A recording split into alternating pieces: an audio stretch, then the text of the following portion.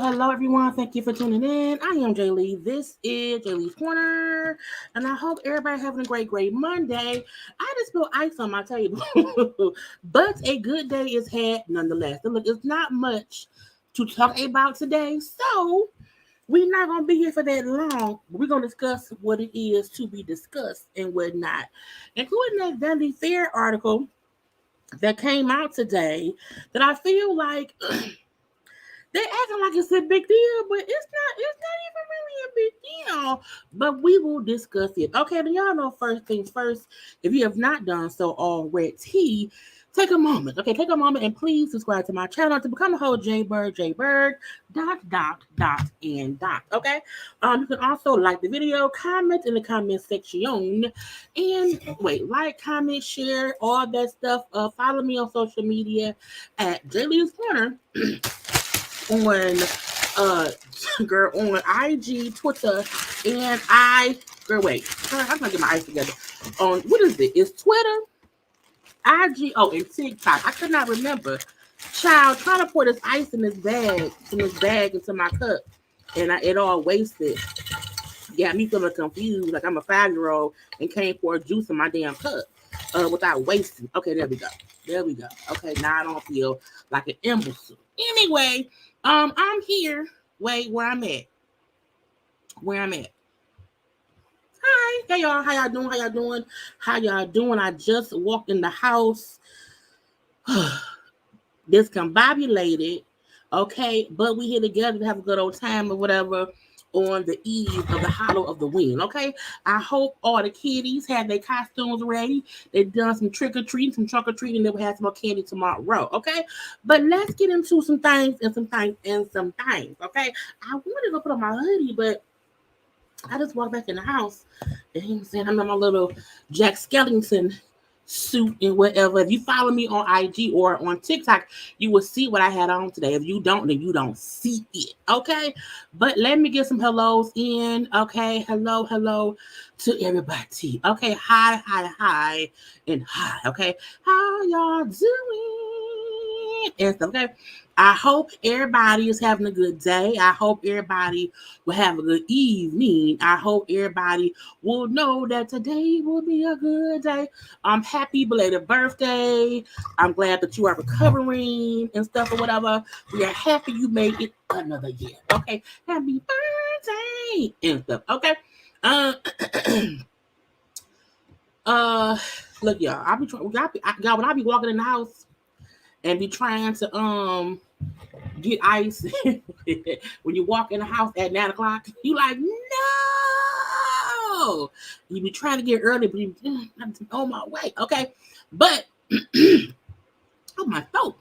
You know what I'm saying? We're gonna have a good time, and a good time. Okay.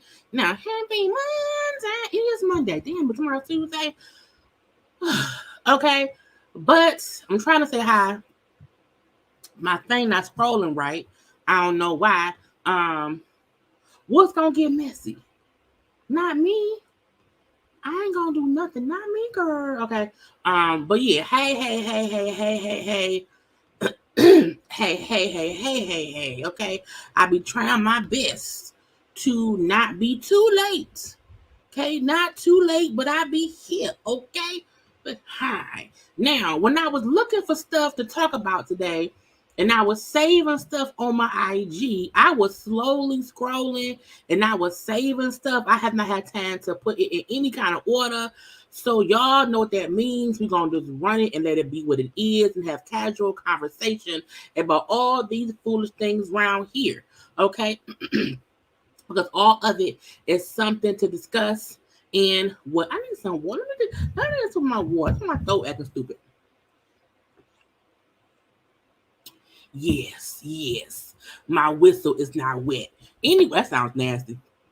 Let me get in my notes because I wrote a whole little notes for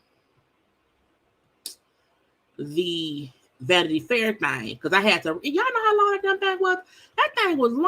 I said, who was on? I don't even know these white people. Did not even know these white people. Now I was trying to read what it was and stuff. That was an epic ice pick. I didn't know why I didn't. Oh, it was. On StreamYard. Sometime when y'all put in certain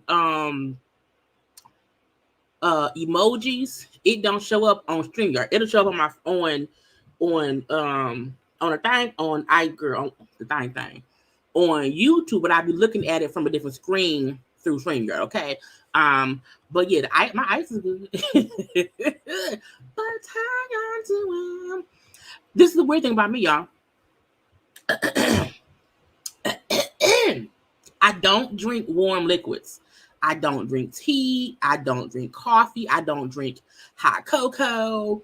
But when I'm sick, I'll do chicken broth. I'll do warm water and like salt water and gargle. But on a damn it. But on a regular basis, I'm not a warm.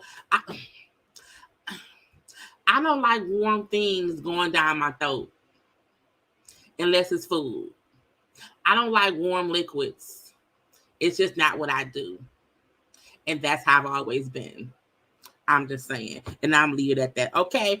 But I do hauls. I'll do like, cough medicines. And I'll drink warm water if I'm like, if I have a sore throat, I'll do warm water. But I'll just drink warm water and I'll hate it. Okay. But I have never liked any warm drinks at all. Okay, come on now, chicken legs. Okay, I need the little wang or dang. I need the wang dang. I need the wang dang. So I try my best to keep my throat. You know what I'm saying? Like when I'm not on here or whatever, I don't talk loud at all. I try to be real quiet with my throat. You know what I'm saying? Because when I get to talking loud, it become different. But yeah, I don't be liking warm liquids. Going down the road. I would get flagged. I may not, because it'll teas, coffees, those things is not for me. Okay.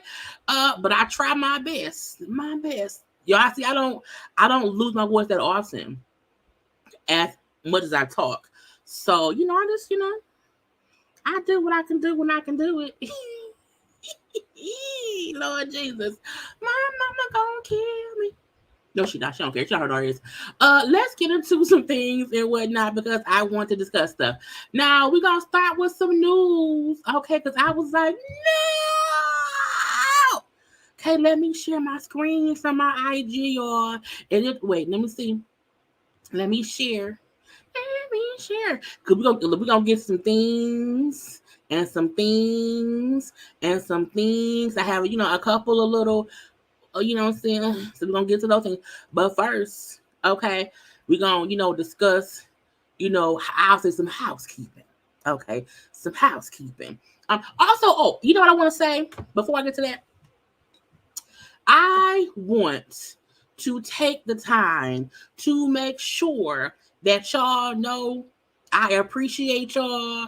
My JayBirds, my mods, the members, the new folk, the haters, the lovers, the people who want to come once in a while or whatever, people who watch my lives, folks who watch the replay, folks who watch the live, and when the live get flagged and I have to repost the 3-hour live, y'all will go back and watch the live again. So I want to make sure that y'all are aware. I know I don't say it as often as I should because I feel like, my energy to y'all be like, yes, and y'all know I love y'all, but I want to make sure that I reiterate. If I don't say it enough, okay, I extremely, on every level of my body, my being, okay, with all my body, I appreciate y'all. But y'all kicking with your girl. Because y'all can be anywhere or wherever when y'all want to be, but y'all be rocking with me and I appreciate it, okay? And period, okay? Again, newbies, oldbies, JayBirds, no birds, okay? Members of my moderators or whatever, my friends, my mama, him, my best friend Karla, my cousin Nay, you know what I'm saying? Folks who I be seeing around here, I want to say thank you very much because, you know what I'm saying? I had a whole 3-hour live that we had with Bishop Robbery. It got flagged. I had to re-upload it, okay? And when the re-uploading of it all happened, y'all still watched it. Even though the original one that got flagged got unflagged. I'm like, y'all make me mad. But sometimes if y'all notice, if I have a live and it go down and I put it back up as a premiere, it's because it got flagged and I want to get paid myself, okay? So that happens. But when I reposted hey, see, look at my cousin. Hey, that's my cousin. Hey, girl, I love you. Okay. But when I re-uploaded the live with Bishop Robert Reed and him and Mark Lamar Hill saw it, honey, and sent me a little, I loved your breakdown. So to see folks see me and see how I appreciate it, okay? So I just love y'all for loving me, okay? Yeah. Well, no, YouTube was weird to where the automatic stuff they do sometimes, it be like trigger words, that if they hear a word too much, it can be any number of things that sometimes it gets flagged for limited ads or no ads. And it has to be reviewed, and the review can take up to 7 days. Okay. So in them 7 days, I'm not getting paid. Okay. So when I get off live, and if a video is marked as limited ads, I just take it down, I make it private, I re-upload it, and I end up having it as a premiere the following day. So, but people still be watching. I'm like, I love y'all. You know what I'm saying? So if y'all ever, that's what happens. That's what happens. Because I had to get paid. I need my money. Yes. But seeing Mark Lamar Hill send me a little message or whatever and saying, hey, I love the breakdown of the Bishop. Because look, people don't understand having to listen to Bishop Robbery and pay attention to what he's saying, to break down what he's saying in a comedic way and not come off as a hater, not come off as somebody who was accusing him of things that he may not be guilty of. I'm only responding to what he's saying. It takes a lot of energy, okay? And, so to see that Mark Lamont not only saw it, he had to watch it through, okay, and then liked it and sent me what he sent me. I said, come on now, because I want to go there. I want to be a commentator on real news and different things or whatever. So it was like, oh, that's great. So from Mark Lamont Hill seeing me, but also y'all seeing me daily, I appreciate y'all for looking at me and seeing my foolishness, because I know sometimes I be with the shits. Sometimes I be with the shits, and I appreciate y'all for appreciating me. Okay, now I want to get out the way, but now let's get into some sad news. Y'all, Chandler dead. Y'all, Chandler. I said, Lord Jesus, I was minding my business, and I took a nap. I took a quick little nap, and this happened. This had to have been Sunday. It was yesterday. I took a little nap at like 6 o'clock, maybe like 8. You hear me? And was it Saturday? I don't know. It was this weekend, okay? And I promise y'all, when I woke up, I sent a text or two, and I grabbed my phone, and then my IG came up, and the first story I saw, I said, "Not Chandler." I said, "Matt." I said, "I know you like," and I had only seen TMZ had posted it, and y'all know TMZ be killing folks off, and sometimes don't be true. So because I only saw it on TMZ, I'm like, they could be lying, they could be wrong, because it says reportedly. It said, and I say, maybe it's not true, maybe he's not dead or whatever. Maybe he'll come out here and say it wasn't him. And y'all, it was him. I was like, no. Look, I am 41 years old, so I watched Friends. Okay, if Fresh Prince is on and Friends, I'm watching Friends. If the Wayans brothers is on and Friends, I'm watching Friends. The only show I picked over Friends is Living Single and Martin. If Living Single, Martin, and Friends is on, I'm gonna watch one of the black shows, depending on the episode. But if any other show is on, and y'all know Friends come on all night long on is it not TV One, on is it Nick at Night? I don't know, something on channel. Like it's like this. My channel is 228, but it's always on. And I know when I say in London, a lot of my references come from Friends, because I watched that show from season 1 through season 10 over and over and over and over again. I rewatched the episodes. I know how they have. I know it all. Chandler was one of the funniest. No, he was the funniest person on that show. Okay, his freak outs, his dry humor sometimes, could I be wearing more clothes? Like Chandler, that was Mark, that was great, that was Joey. That was Joey wearing Chandler's clothes. My point is, he is a part of my, adulthood or whatever. And right, we were on a break, and that Rachel was wrong. Because they were on a break. She's there. Yeah, for space. But Chandler Bing, who had a trans father, whose dad became a woman. So his dad was trans. You know what I'm saying?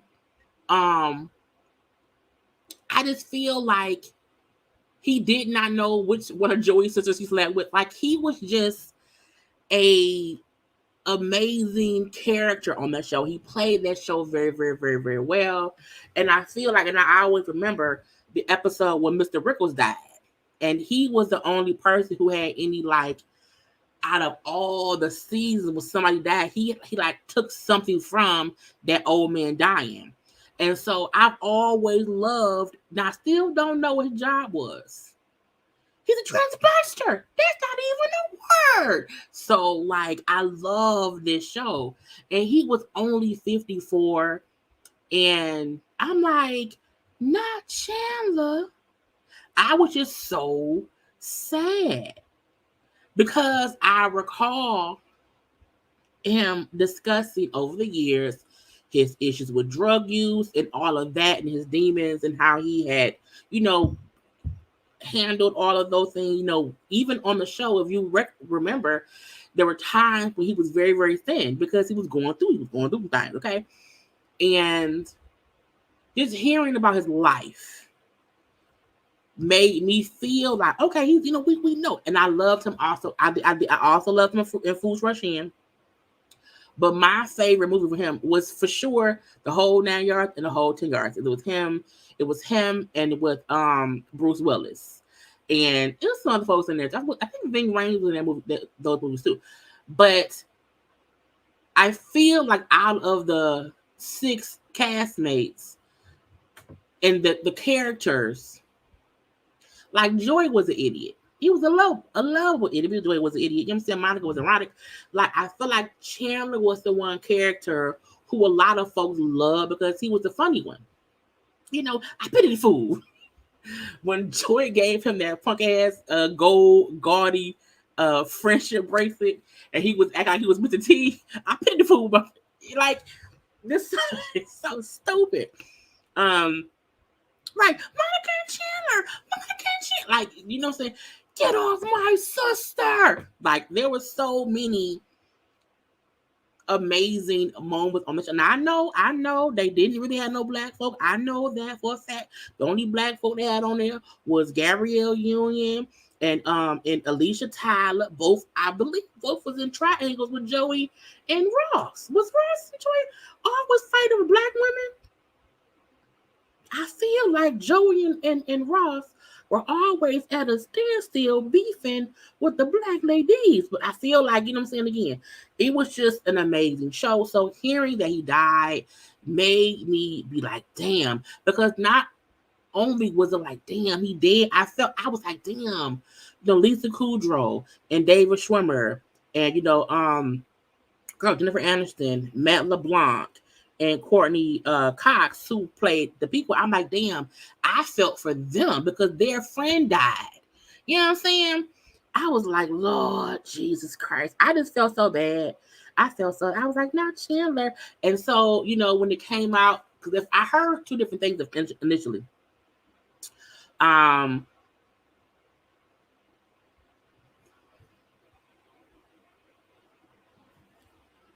What is it?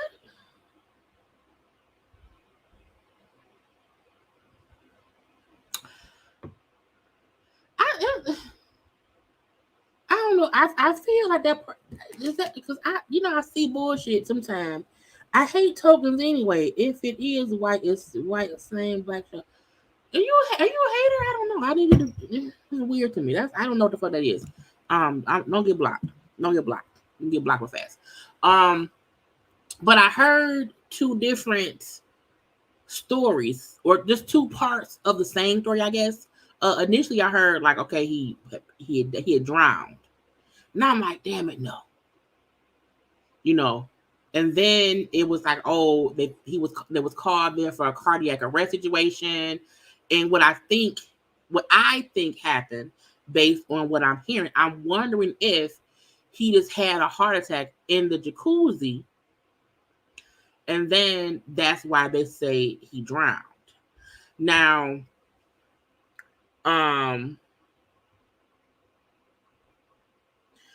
they said directly, when they got there were no drugs around. There were no, there's no foul play.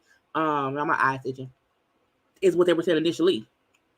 That it seemed like it was just an unfortunate incident. You know what I'm saying? And I've heard, I try not to watch other people's commentary now because you see stuff that folks say and then you be a little bit pissed off. You be looking like And I had seen people saying, "Oh, it must have been drugs." Because who can, who can die, who can drown and all these things. I heard things. Okay? I heard things. And I just want to reiterate, people die all kind of ways. Young people can have heart attacks. You can have a heart attack at 54 and die. You can also be in a jacuzzi if you have health issues, and that can cause you to go into cardiac arrest. And if nobody is around you and you slip into the water, you can die. And when I heard people, and I'm not saying no name because I don't care, I just want to address it because it was in my heart. When I heard folks comparing, what happened with him to other Black celebrities who died in water, and no one said, "Oh, it was just this or that."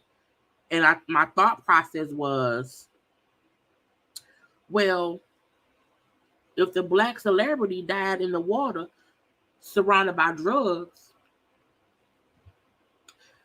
people may say it was drugs.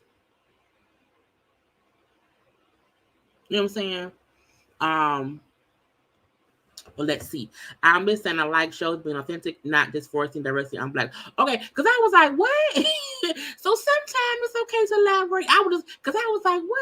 I wasn't confused. But thank you so much. See, you didn't get blocked though. I was like, what you saying though? You know what I'm saying? But I fully agree. You know what I'm saying? True. I fully get that for sure. Okay. So thank you for the explanation, because I was like, what you mean?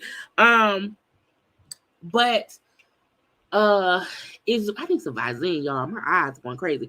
I just feel like when people, it's a reason that I feel like I try my best to keep myself on my channel. I try to not honestly have many others up here, only because I like to be able to control the narrative, and I like to be able to control the vibe. And sometimes you let too many people around you on your space or whatever, you don't know what they're gonna say. While I love, my fellow YouTubers, and I collaborate when, I feel the need to or whatever, because we all have our own platforms, and I love to see others collaborate a lot. But I tend to be like, okay, I'm chilling out. But when I see people comment like that, and they put out a narrative about, oh, it must have been this and not that, and I'm like, my dad died of a heart attack, in his late 50s. So it can happen. You know what I'm saying? I know of people who have died, like my cousin, who's in his 40s, had a heart attack. He didn't die. But my cousin had a heart attack in his 40s. He died on drugs. And I just wish, because even if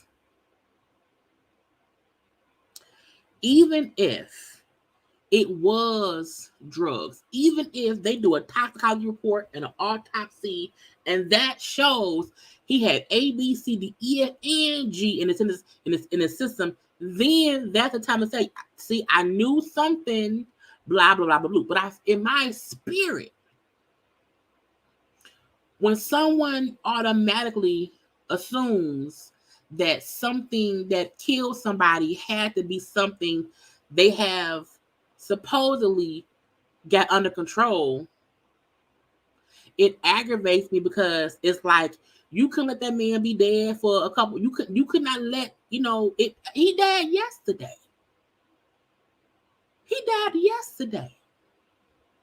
And I was like, ain't this about the picture? I was like, motherfucker. You know what I'm saying? I don't know what you see, because I try to. So I've learned, Jaylee, you can't watch other people's commentary about stuff that you would also comment on, because what they said is gonna make you react. You're gonna say something. You know what I'm saying? So it's just, I found that aggravating, because I'm like, that man died yesterday. That man got parents and friends or whatever. And for anyone, because I feel like when Whitney Houston died and they said she had this and that and that and that and that and that and that, these drugs around, and we said, well, that's what. Now, if they would have said found at the house was like when Aaron Carter died. Was it Aaron Carter?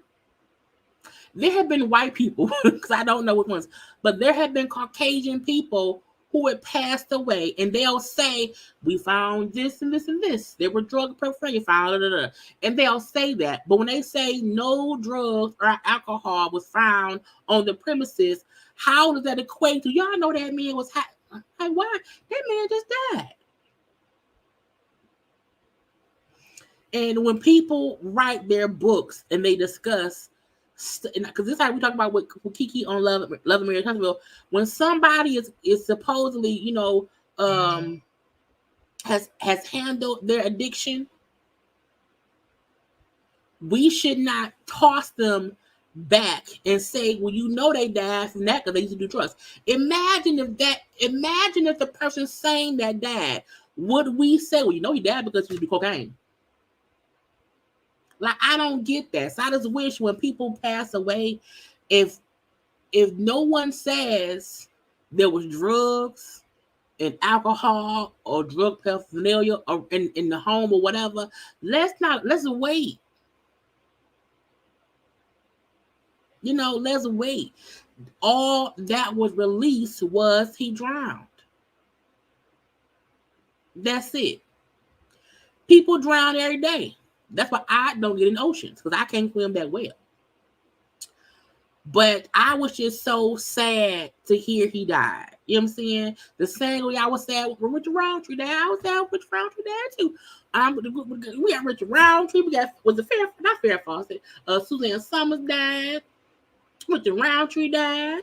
The bald-headed bailiff off Night Court from back in the day, that man died. Like, I'm like, people done left and right. But that when I heard people saying, I was like, why would you say that? Why would you say that? That was not right. Okay, so I think I'm in my old age, girl. I'm just trying to be more cognizant about what I say, how I said it. Not just, I'm not a for shock value person. And sometimes I feel like different people, not this one person. I feel like different people say stuff for shock value. And I'm not that kind of person. Like when I seen TMZ post a picture of I was gonna say Chandler, Matthew Perry's parents, and he was like the picture was like bright, like like the flash went off, and it was a brightened picture, and they looked shocked, and it was like Matthew Perry's parents, sad because he's dead, and I was like, it was even how they were. I'm like, why would y'all word it that way? Why would y'all do that? So I think some people are for shock value, and I ain't that. So when I see stuff like that, I be like, I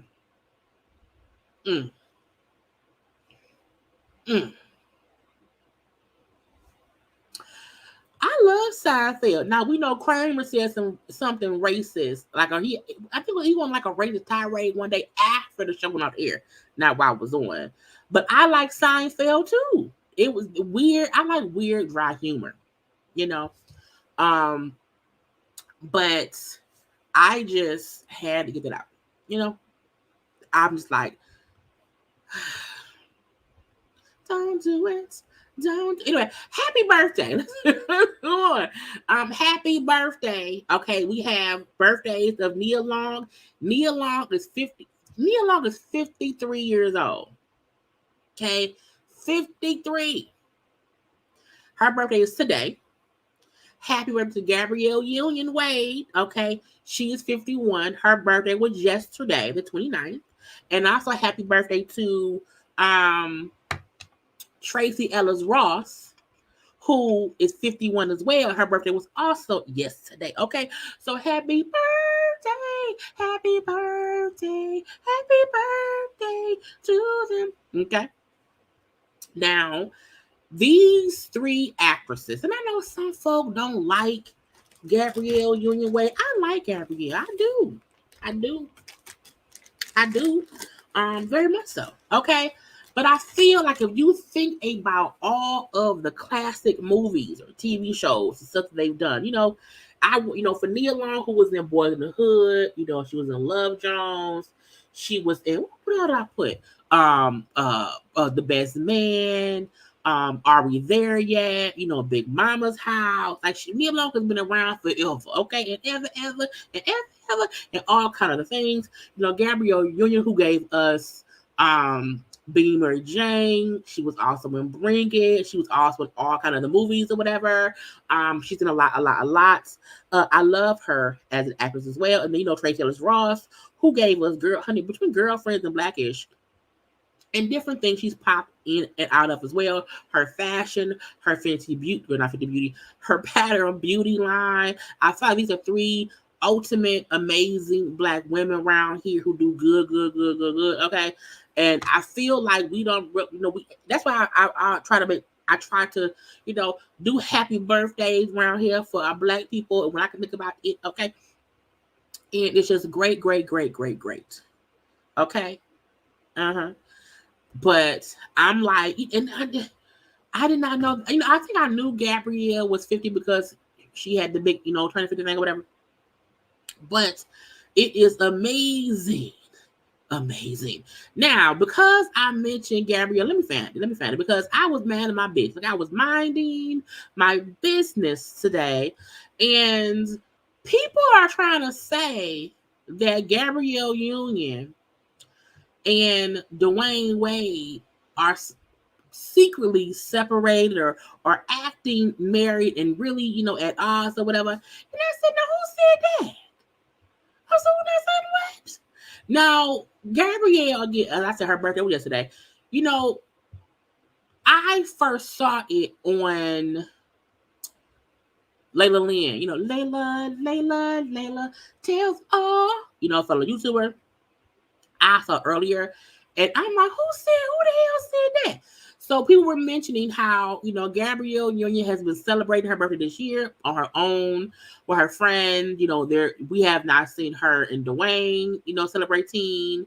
She's around there having birthday behavior over in London. It not be in London, but she was hanging out with a couple other friends. Tia around there. Just people, okay? People. Let's say Tia. Well, Tia, I don't know the people, but she's partying with her friends. Okay, girls' night out, fun. Enjoy. Okay, turn her 51. But I'm like, if she's had all these birthdays, isn't she allowed to have some fun with her friends? Ain't she allowed to go out on a time and have a girls' night birthday celebration? Okay, can't she do that? Does she always have to be somebody's wife and somebody's mother? She's still with her wedding ring. We have not seen, anything else. But, they're divorcing and they are acting like Will and Jada. They're going to live separate lives and this act. I'm like, not that Will and Jada, had a whole, 7-year separation, blah, blah, bloop. Okay. Y'all want to now say, Gabrielle and Dwayne I'm like, what? Now, tell me what you want. Whenever anyone doing that, you know what you singing if you see that dance. If you see somebody right here jumping around, that is tell me what you want. Tell me what you know. That's what it is. Anyway, but she looked like she's around here just having a good time. Okay, and it said this might sting a bit.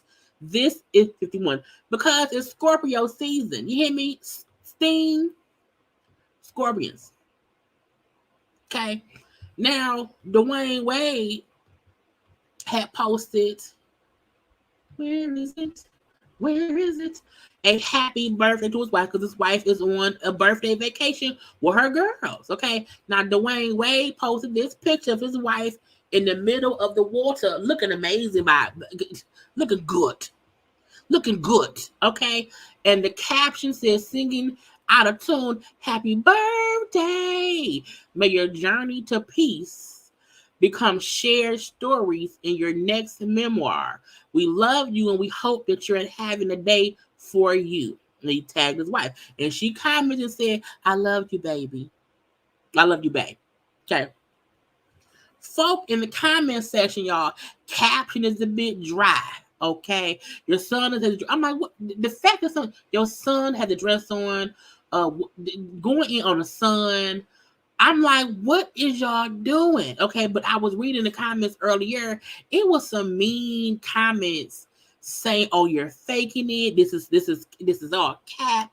You know, y'all trying to say face, blah blah blah blah." I'm like, what is wrong? And this is why I always say, what y'all know, sometimes y'all know me.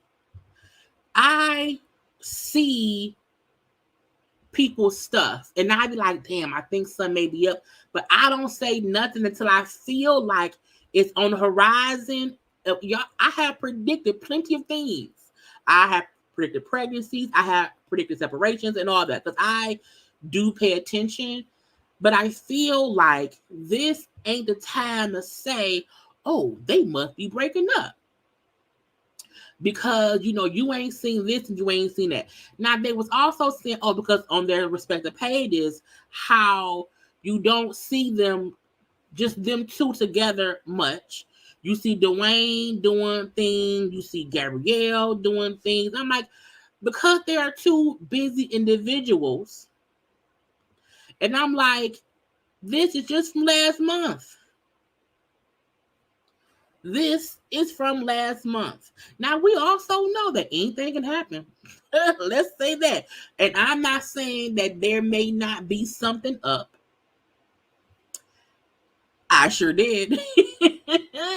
I be paying attention and I make sure, because once somebody hear somebody say, oh, you know, so divorcing, it spread like wildfire. And people then go to their comment sections as they did on here, and y'all lying, y'all, this is fake, blah, blah, blah, blue. You know what I'm saying? It has made me mad. You know, and you know, it's only for business purposes. You know, you only see him posting with a child. And I'm like, again, this was last month. And even if in 2 more days they come out and say we divorcing, but guess what? That would be a shock to me because they just celebrated their 9-year wedding anniversary. You know, it hasn't been much. But I feel like people putting 20 on 10 because of a damn girls trip. And let's go to Gabby's page. Okay. And again, I want to reiterate, you know, Gabrielle, who was an actress who can't really act that much right now, she has to do other things. You know, he is doing Hall of Fame shit because he's a former back. You know what I'm saying? They are busy people. Okay. But Gabrielle, look, honey, look at Cobb and whoever this little boy is, you know, as Beyonce. And I'm like, this is so cute. Beyonce and Kandi. Look at that, y'all. Ain't it so cute? Ain't that so cute? You know, we see both, you know, Dwayne comment. I'm just saying, you know, it's just so cute. Not the point. But, you know, Gabby around here, you know, we see her with her daughter, you know. But I'm like, so a mama can't post about her and her child? If the mama posts out the dead, you mean they divorcing? So y'all know when I see stuff and I see stuff, I come and I say stuff, okay? Oh, Gabrielle's only posting, you know, stuff by herself. I'm like, this is her and that man again, you know? And the fact that people feel like, okay, if a couple stops posting together because they're busy doing stuff, and it's been 3 weeks. It's been 3 weeks and they ain't posted nothing together. And they then go from that to, why Dwayne Wade's son, they come after Zaya, calling her he, and I'm like, that be making me mad too. You know what I'm saying? Oh, and Gabrielle was the one helping the boy go girl. I'm like, why would y'all say stuff like that? Why would y'all say stuff like that? Now, we can say this as well. We know what, at least I do, because I follow them both. Dwayne Wade and Gabrielle Union Wade do summer vacations. During the summer, when the kids are out of school, they take summer yachts and trips and all this, and they take I think it'd be called the way away or something like that. But it'd be families, just out and out and out and out. Summer's over. So you may not see them posting everything of them together. They may post. I hate when I go to people's pages who are like married or whatever, and it's nothing showing them by themselves. You know what I'm saying? I love when people show their family too, but when I go to Gabrielle Young page, if all I will get is Gabrielle and Gabrielle, where you at? Where you at? Okay, because you are more than your spouse, your children, your job. You are more than all of that. So I love the fact that on both of their pages, you see a lot of them together as a couple. You see her by herself. You see her with her daughter. Because they said, because Gabrielle ain't posted with Dwayne Wade's kids. I was like, first of all, she posts with Zaya, who's also a teenager, doing her own thing. The other boys are older. Why would Gabrielle Union Wade be consistently posting with her teenage stepsons when they are in college? The one boy is in college playing basketball. The other one, who's like a nephew son, I think he doing something else too. And then we do be seeing her posting stuff like, but why would she be consistently posting, the older kids on her page? Also, her daddy has dementia. Is it dementia? Yes, her father has dementia. This is from 2 weeks ago. You know how hard it is when your family suffers from dementia? My grandfather had that before he passed away, back in 2014.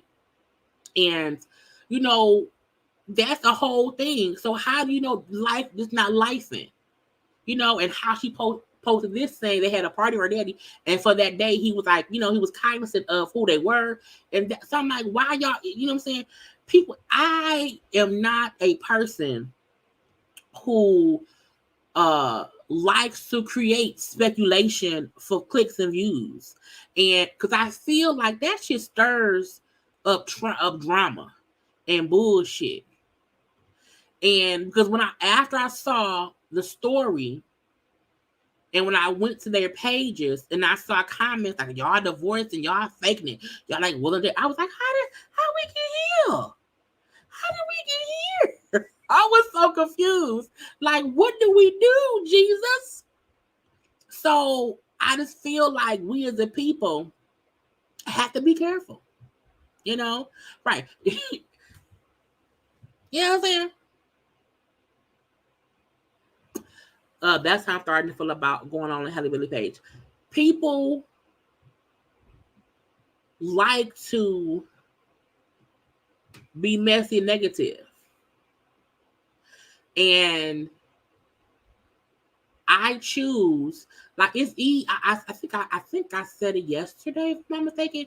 It's easy to be a clicks and views page because people come watch all the time. You know what I'm saying? I be chilling. Man, because I want media people, like producer people, to come and see my content and see she not just around here on some bullshit, gagging and laughing and making up. No. I want some credibility in my thing. You know what I'm saying? I am the closest thing to a YouTube journalist because I have integrity in my shit, and I try my best to be a bit messy, shady, but make sure it's on the side of at least the true thing. Okay, now we may report rumors, yes, but we're not gonna make up shit. You know what I'm saying? Anyway, y'all. Let's move on. Did y'all see that Flavor Flav did the national anthem? Now I don't know, and let me pause because I think you can't be done the movie. I feel like if you had not heard him sing it, go on over there to Network Talker, you can hear it. Okay, because even though I feel like that's a free song, like no one has like ownership of that song, so it's one of the songs everybody sing. We are journalists. But see, this is the difference. I'll say this real fast. The difference between what Portia do, the difference between Portia and anybody who was on a Dish Nation or whatever, there's a difference between someone saying, hey, these are topics to discuss. Because it was Portia who said that, it was Nene who said that.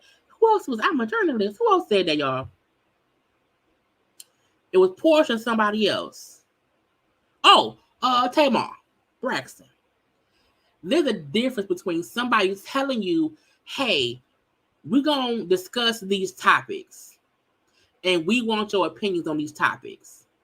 And you don't look into shit. They give you a 15-second clip and then you base your opinion off of that 15-second clip.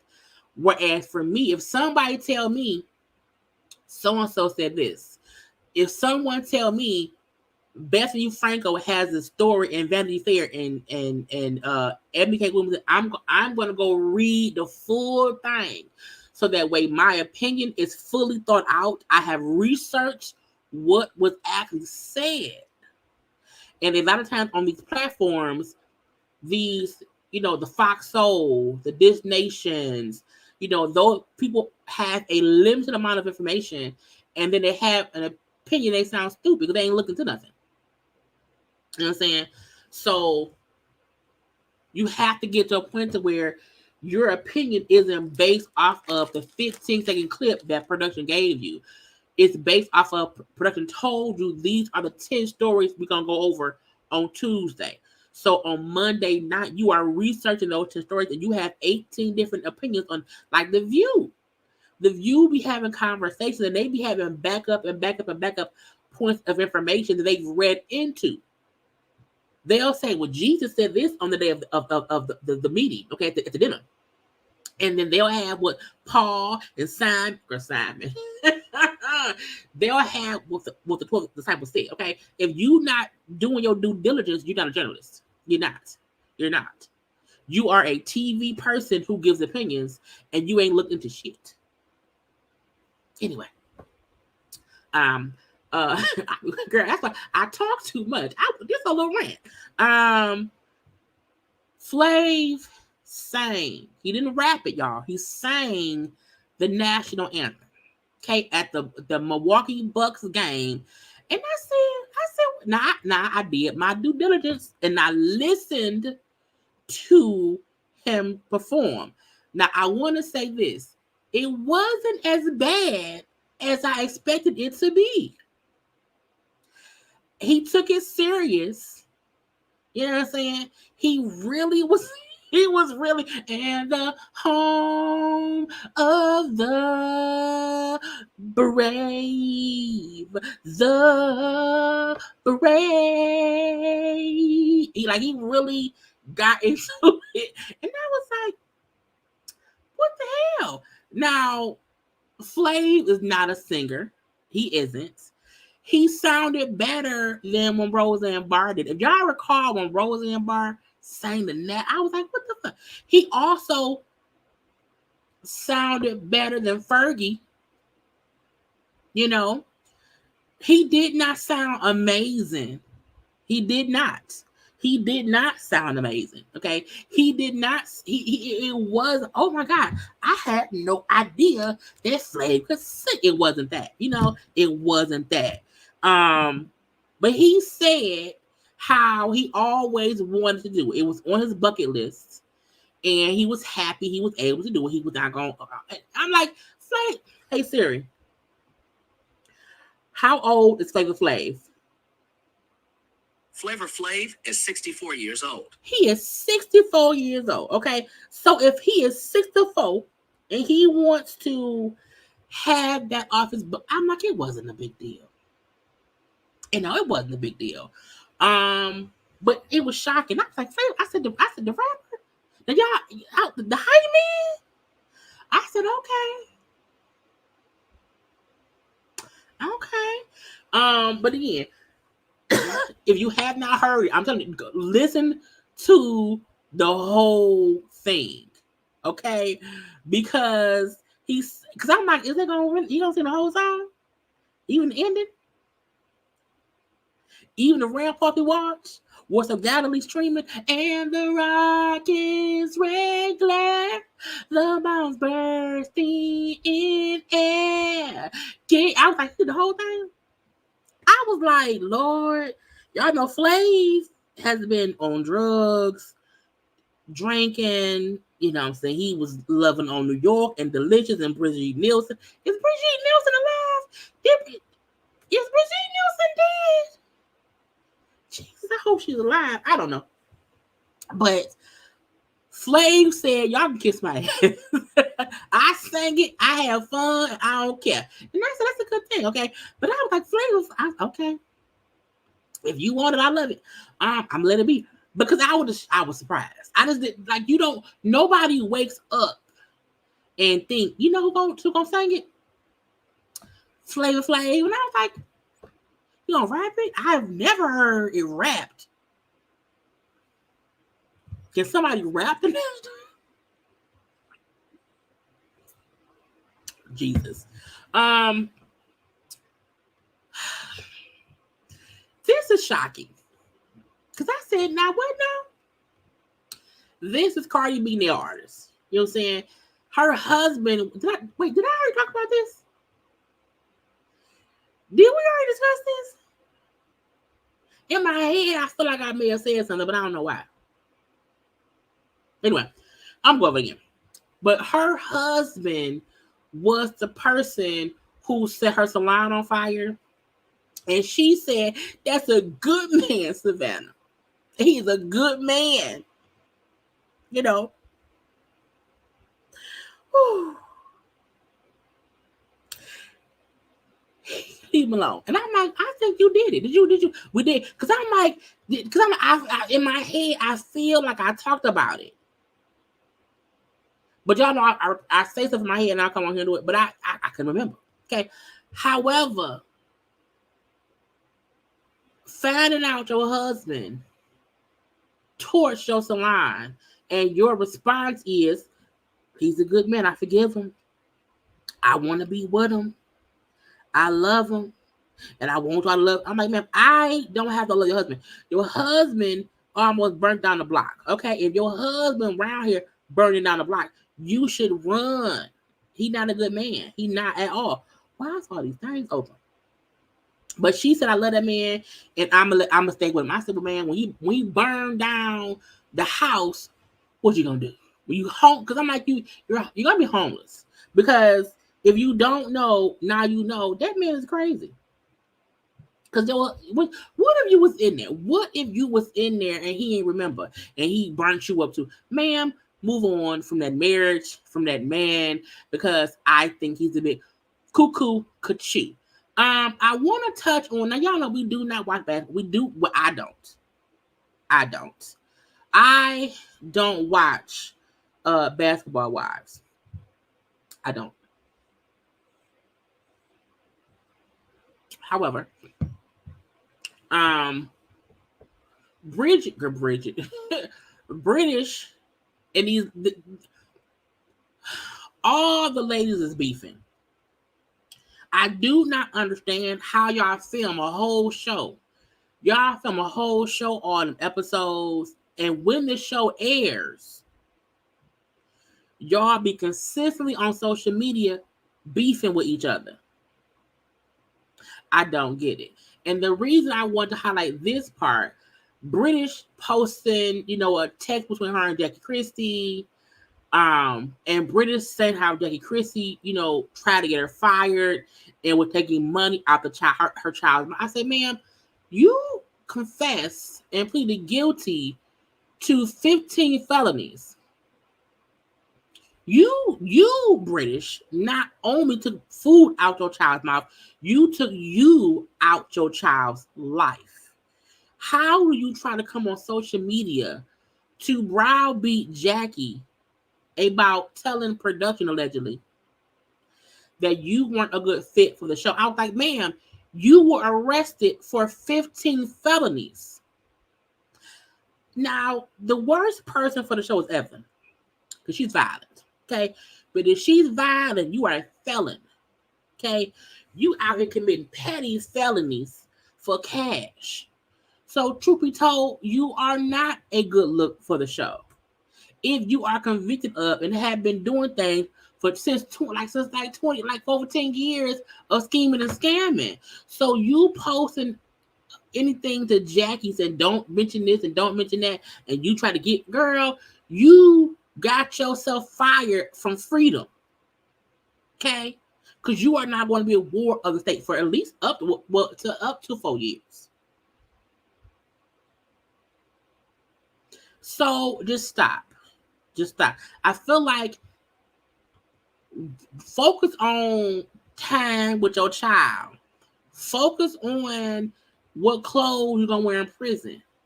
Focus on who's gonna send you some money in your books while you in prison, because she also had to pay back $564,000 in restitution.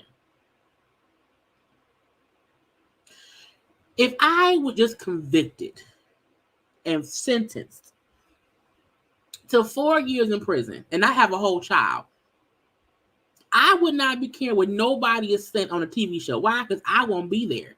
I'm going to be in prison for at least the next year and a half. Focus on the Fruit Loops your child don't need while you're in prison. Focus on that. Okay? You can never say that anybody else tried to take money out of your child's mouth when while Jackie was telling production you were not a good fit for the show. You were committing felonies. That's worse than Jackie saying you don't belong on the show. Period. And Jackie's opinion, so what? Jackie, y'all know Jackie is wacky Jackie. She's always wacky Jackie, okay? But I'm like, British, you sound dumb.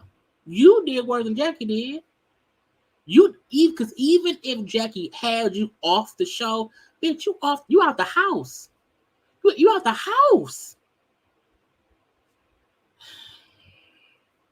Y'all, people getting back together. Did y'all see? I can't play the audio because the music is playing. But honey, Nelly, Ashanti, Janet Jackson, and Jermaine Dupri was around here hanging out. I said, girl, is Janet back with Jermaine? Yeah, look, spin the block. And y'all know Nelly and Janet have a song together. And Nelly was saying to Janet, because you know they're on tour, Janet, if you need some opening acts now, you know, my girl. If Ashanti could be the opener for Janet, that's actually amazing. Because truthfully, they will probably have some of the same fans. I feel like if Ashanti was the opening act, if anybody else was around there, fire whoever else is opening. Just have Ashanti do a 30-minute set, maybe 30, 45-minute set. Then Janet come and do 2 hours. You know what I'm saying? You know, Janet and Ashanti are in that same, like, because you know what I'm saying? Janet is a legend. You know what I'm saying? Legend. It's the pleasure principle. Principles of pleasure. You know what I'm saying? Janet is Janet. But Nelly even doing an alley-oop of a suggestion saying, hey, if you need an opening act, Janet, if you need an opening act, I got you.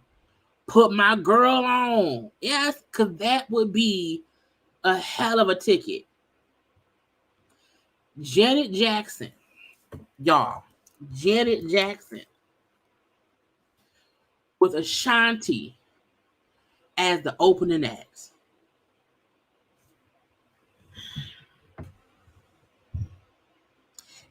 Amazing. Amazing. Okay. Now, look, y'all, Janet on tour. You see me? Okay. Janet, just say what she, I don't know what she was at. You don't say what she was at. But Janet around here, Janet team. Okay. Now she's more fully covered these days. You know what I'm saying? She's not, scantily clad these days. She's trying to be a respectable, woman of a certain age these days. She's in comfortable shoes, but still hitting the moves. Janet is still Janet. Janet is still Janet. Okay. But I feel like, I would love to see it. I would love to see it. I really, really would. I wouldn't go because y'all know I have the music will be too loud. But Janet, I'm just saying that would be a hell of a ticket. That would be a hell of a ticket. Oh, and Ashanti could do some background vocals.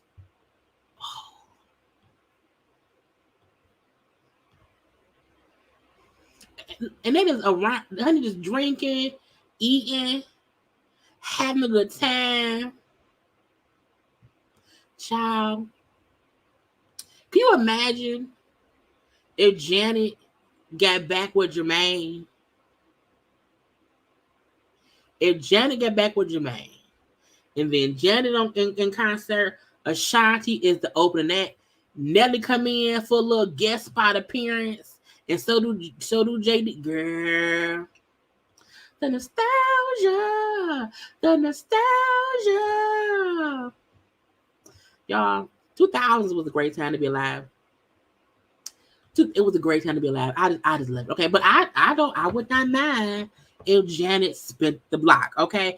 Now I took a whole bunch of screenshots. I saved a whole bunch of stuff for folks' costumes, but I think I'm gonna say that for tomorrow because it's too much to go through.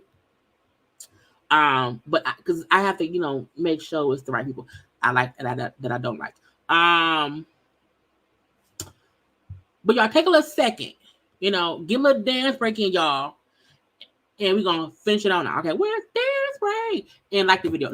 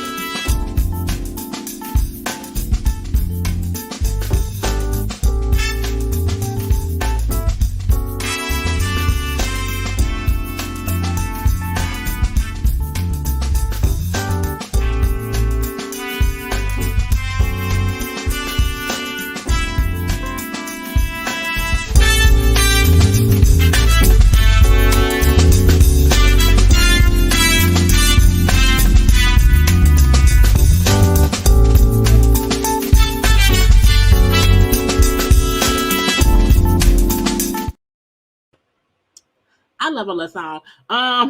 It's cute. Let's start. Who? Cause I already got Gabrielle. Let's do the Potomac ladies. Where is that? So we know that Robert and Gizelle, who I call Lady Green Eye Bandits, was round there discussing Candiace's marriage, saying how they've seen enough to know something going on and somebody not happy with Candiace and Chris and blah, blah, bloop. And that was all based on Tasha K's story that Chris was cheating on Candiace with some random lady who said they had an abortion. Okay. Candiace came back and said, bitch, what? Know what happened?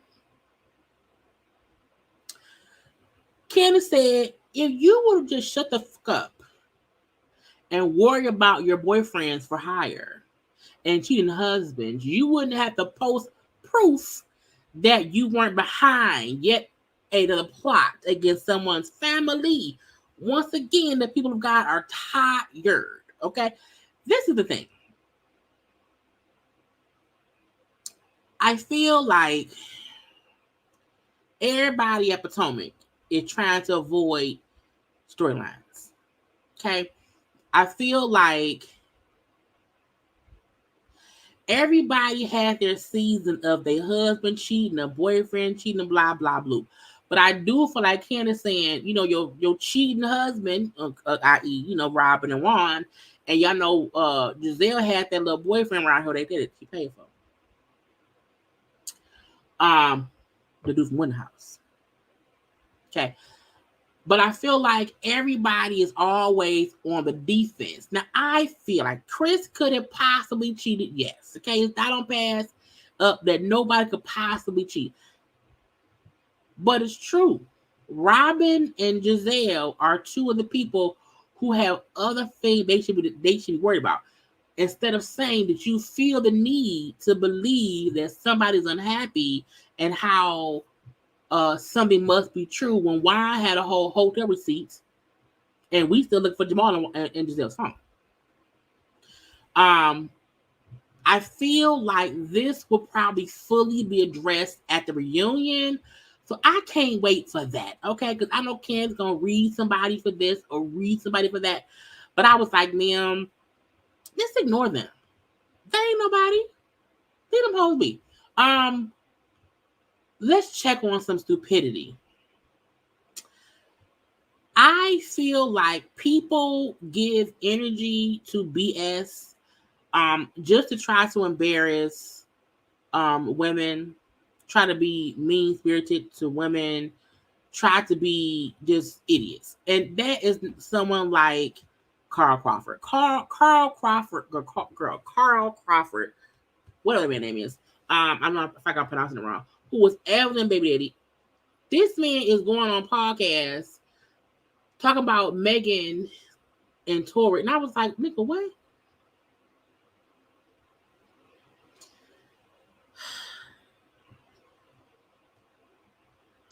I feel like anybody saying who Meg slept with, and for whatever the reason could be, you are a PUS, an S and a Y.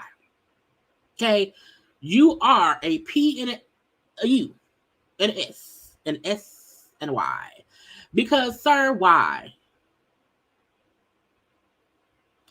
Do it matter why literally bringing up all shit that has nothing to do with you? Okay, so we should know it aggravates me when blogs give people time and energy and airtime for what? Why is Carl discussing Meg's sex life? Why? So please ignore Carl. Also, Chrisean, I tried my best. To give her the benefit of the doubt. I tried my best to say she's a new mom, it's postpartum, she needs help, blah, blah, bloop. But Chrisean, who's around here saying how her and Blueface still banging, they still have unprotected sex, she could be pregnant again, he only proposed to Three-Face because of whatever reason. Man, whatever STD you catch or whatever cavity you catch in your uterus, that's on you. Okay? Whatever you and that man going through, that's on you. You stupidity. Because it's one thing for you to have to be around that man because you have a kid together. It's something completely different when you are bragging about how he is still coming at you, blah, blah, blah, and bloop. But then he be on social media denying. I'm looking like both of y'all sound dumb. He sound dumb, you sound dumb, we dumb too because we be listening. But I'm no ma'am. No ma'am and no sir. I don't want it. Not no more. Okay. Let's get a sense, girl. Sassy in them. Now I don't know. I think it's what I got. Let me see. I want to be sure I got people. Boom Bow, Boom Bow. Okay, Boom Bow. I have to remember. Saucy Santana, DJ Academics, now Zell Swag, and the City Girls. Okay, so I feel like this right here, this person right here, this is Papa Smurf. Okay, Papa Smurf, DJ Academics, is consistently on his blog, Twitch, or whatever, because I don't know that man. I have never watched. I don't even know how to get on Twitch. Okay, so I don't know where this man gets his stuff from, but he be around there talking cash money stuff. I heard, and the only reason I know is because the blogs posted. It aggravates me so much how the most negative bloggers, the most negative commenting people get so much attention and promotion from the blogs. Bitch, promote me. Because I refuse to pay. I can pay the blogs to repost. Like, I don't want to do that. I don't. I refuse to do it. Okay. I'm mad. But I seen him discussing, he called Glorilla ugly and said, I think he called her hoe. Like, it made me mad that they were posting this stuff. I'm like, he's around here spewing the worst of the worst. From him talking about Sexy Red, he talked about Glorilla. He then said the City Girls are done. They should break up. They this, that, and the other, whatever. But he called somebody an ugly hoe.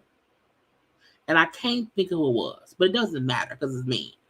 But because he is consistently going at women, Zell Swag. Well, no, first it was Saucy Santana. Saucy, was close with the City Girls. Was like, bitch, what you want to do?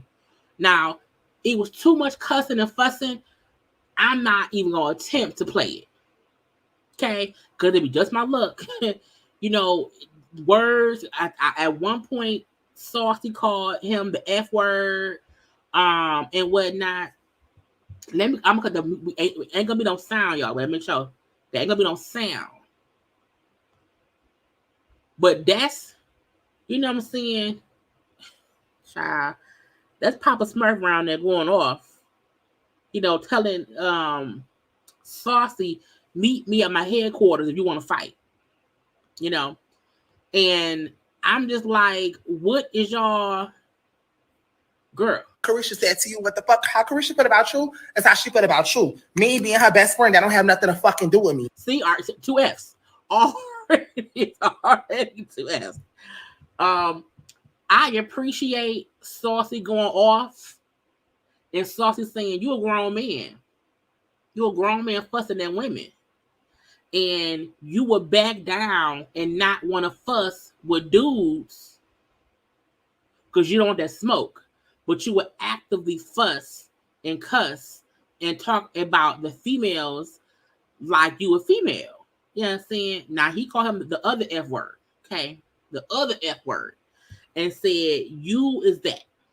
That's what you is, okay? And when you want to fight, no one know where you be at. You know what I'm saying? But you talk all this cash. Come where we at. You know what I'm saying? Come where we at. And let's look. I feel like when you are in the commenting space and you are in the space of I review content, I review things, but I don't feel like I ever crossed that line to where Bishop Robert may want to fight me, but I don't feel like anybody else I go so hard to where they should want to fight me. And I feel like DJ Academics is a blogger person, because I think he blogs or whatever, who to me go too far. And you can't be surprised if somebody's male friend, even if they happen to be gay, want to tussle. And if you come at my homegirl, and I know my homegirl can't fight because she's a woman, I'm a man. I may be a gay man, but I'm a man. Let's squabble. And Saucy said, let's squabble. Let's do it. Let's have it. Okay. And I'm like, I support it.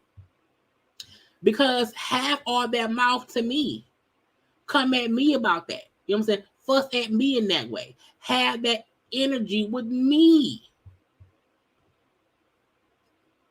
And when Zell Swag said, I'll slap the door. I was slapped out. Look, can y'all imagine Saucy and Zell Swag going at the girl? I feel like as a man, there's a way that you should report on women things that this should not be so slappable. And how he speak on women is slappable. When he was saying about Glorilla, how she isn't a woman that men want, and I'm like, what? Come on, she like one of the men, and she can't be like Ice Spice. She can't be cute. I'm like, Glorilla not ugly. I mean, she's Glorilla not ugly. Glorilla just has a hard exterior to where some people may feel like she's like a tomboy, but she's not ugly. And please believe, dudes want her. So it aggravates me because then what happens is people then talk cash shit about how Act look, because Act is a plump man. He's fat. You know what I'm saying? So I feel like folks, they say, well, don't nobody want you. I'm like, that's not true either. Because people like people. Trust me, people like plump people. You know what I'm saying? So it aggravates me because people then use his size as a reason that no one wants him. I'm like, that ain't true. People don't want him because of him. Okay? But it just aggravates me that he pulls these stunts and shows going at the female artists, but he do not have that energy when the men come back at them at all. And it's weird. Not he like a meatball. Not a meatball. That is funny. But how he acts, how he carries himself, how he is not attractive. It isn't. But he wouldn't be attractive if he was skinny. He's just not. His aura is ugly. And he irks my nerves. I want to get on. God be forgetting what I gotta do, because sometimes I hate when I get off here and I ain't covered the thing. Oh, I had so time. The City Girls is like, come to our party, we'll beat your ass, okay? And so I said, yes, I will, okay? But Academics is, I feel like he is a person. It aggravates me when blogs give so much attention and free promotion to people who are so negative. And they do that a lot. It's one thing to post what somebody said because it needs to be seen. It's something else to post what somebody said because they're a messy person who's saying things for clicks and views. And that is what he does. He says mean, stupid, ignorant things because he's a mean, stupid, ignorant person. And if they just stop giving him the energy, people will stop watching. At least I would. Let's get to Summer Walker. Now, honey, Summer Walker was around here having to eat her words, child, because she's like, oh, you know what I mean? You know, me and I'm single. I don't want to be with me, I'm single. And, you know, people's dumb for doing this and dumb for doing that, blah, blah, blah, blah. And now, child, Summer and Lil Meech is seemingly, at least they're spotted back together. Okay? Now, I don't know why. I don't. I feel like he was cheating. They broke up. You know, we caught him with his cousin, allegedly. And we had not seen them back together. And then out the bliggity blue, Lil Meech and Summer had spun the block. And I said, why?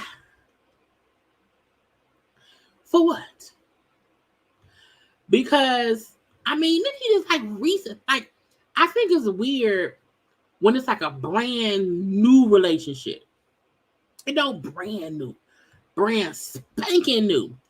and you haven't had time to really build any kind of, you know, bond. You know what I'm saying? Like y'all dated for like a month, maybe 2 or whatever. And you found out he, you know, not that much. Like he ain't shit. And then y'all break up because it was early, you know, a figment of your imagination. And you have 2 children, you know, you have 3 kids. You have 3, he has none. And then for us to see y'all like back together, I'm like, why y'all back together? Why that happen? For what? You know, and I damn look. And that look, I know, look, everybody at one point or the other has spun a block. I have in my past, I have spun a block or 2, okay, for some fun. But if I had 3 children to raise and he's already embarrassed me in one way or the other, by just not being mature, you know. But I feel like they're young. I feel like Lil Meech probably got really good ping. You know, it's real toxic love or lust because they had been posting things or whatever. They were at like he was hanging out with her and the kids too. Like this was them at night. I thought I saved the part of them hanging around each other at the whatever Halloween thing shit with her and her kids. Like they're posed for pictures, him and the kids. I just can't. I don't know where I saved it, and I don't see it, and that makes me so mad. I know it's probably one of the blogs, but again, him, her kids, and the whole thing. Hopefully, you know,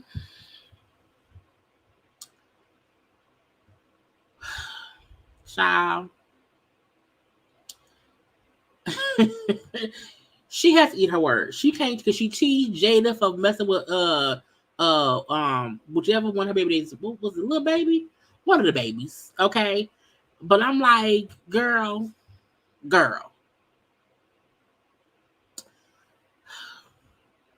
Y'all think they cute couple? Like, do y'all think they're trying to be the new Cardi B and Offset? Because when Cardi B got with Offset and they dated for some time or whatever, and he had cheated or whatever, you know what I'm saying? Things that happened or whatever, and now they happy together or whatever. I just hope because she has 3 children that he know you can't play and be hanging around the lady and her kids if you're not gonna be in them kids' lives. Okay? I'm just like, Jesus fix it. Okay? But Summer in that man, my man, is back, at least hanging out together. Okay? At least spending the block together. And I feel like, let me see, I feel like Lil Meech like had reposted some stuff too. So he like her too. Let me see. Yeah. Because after old boy shared that stuff, I said, oh, y'all together. Cause that's that being house. You know, that's y'all together. Cause he sleep.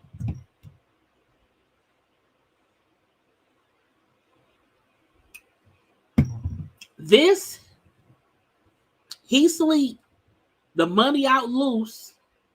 She drinking some little juicy juice. This real comfy cozy. Yes, look, come on, look, girl, come on, Universal, come on, girl, look. This, first of all, in my 20s, I had a Meech. Literally, one of my ex's name, it was Meech. And that was a part of my dumbass 20s, okay? Think one shit. Ooh, good dick though. My point is, but I didn't have no children. So for me, if I would have had kids, I would have lived a whole different life. You know, I feel like when you kid free, being dumb is, you know, ain't no consequence. Ain't no consequence. You know, and she in her 20s with 3 children. So it's a certain amount of dumb you can be when you have to feed 3 kids. And 3 like young kids. You know what I'm saying? 3 young children. But I feel like even him being asleep with the money being loose, you know, with oatmeal, Because it look like oatmeal. Okay. Like oatmeal. Sitting around is a thing. You know. But maybe baby, I was dumb. And I really loved you. And I want to be with you, girl. And she said, okay, fine, we can hang out and see where it go. And if you fuck up again, I'm done. You know? And he'll fuck up again. And she'll forgive him again. It'll be like another year. Who knows? I want to touch on, let me see.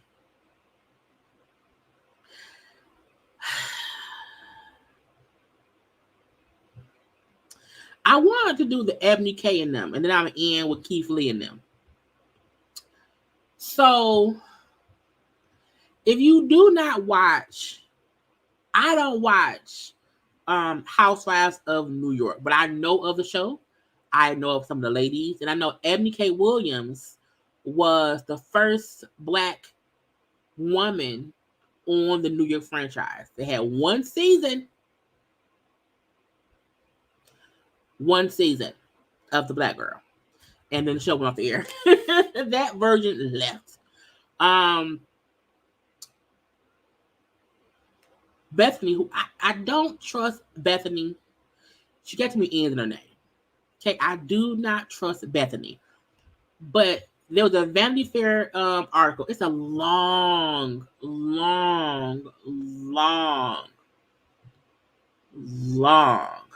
article. And I took the time, y'all, and I fully read the shit. It almost put me to sleep, but I read it. Okay, so it's Ebony K. Williams, Bethany, and the chick Leah McSweeney, who was also on the New York franchise.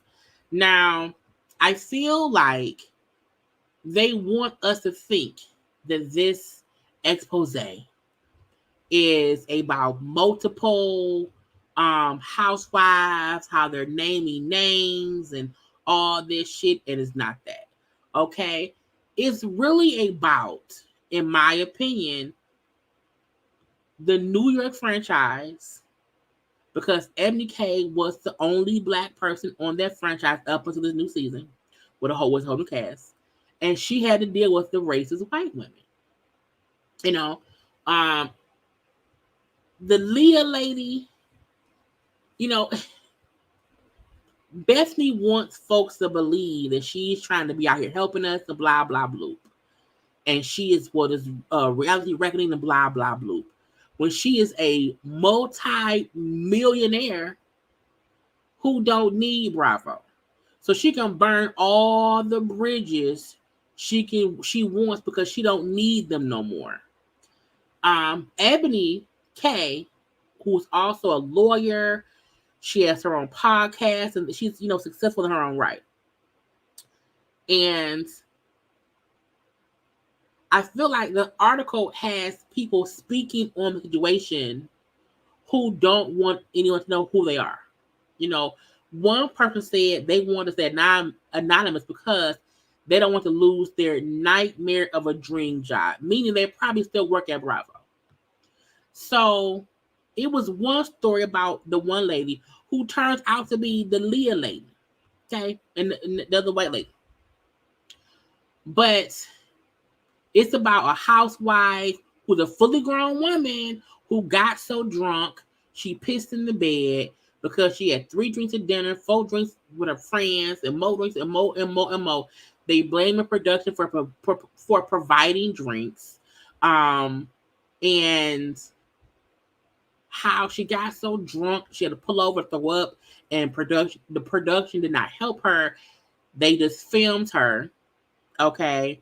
The Leah lady, the blonde hair one, who was sober supposedly for 9 years before relapsing while on the show, but she was drinking before she got on the show.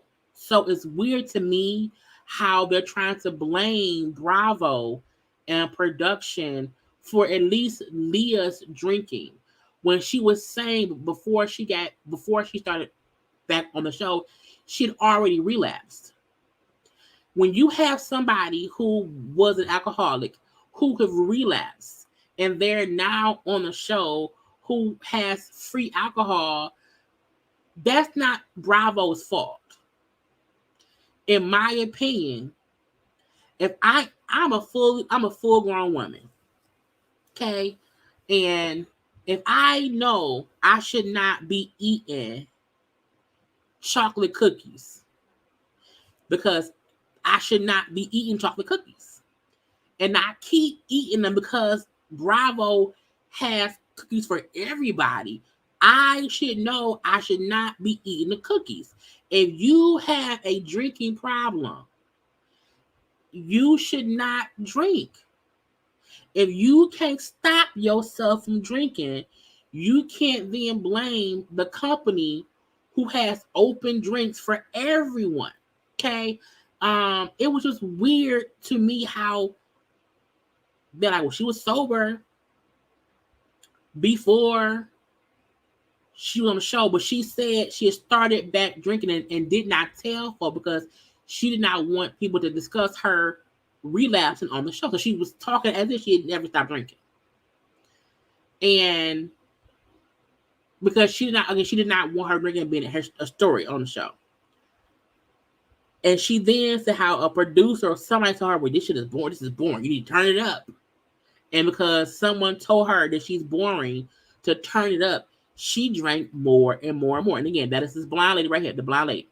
She kept drinking and drinking and drinking to where she stripped down her thong, threw a lit tiki torch across the lawn, and then said she did not remember what happened. But again, to me, ma'am, if you are a grown adult who before you got on the show, because she came on the show, I think it's around season 13 or like that, you had supposedly been sober for 8-9 years before have started. That's not the show's fault. Now, I agree.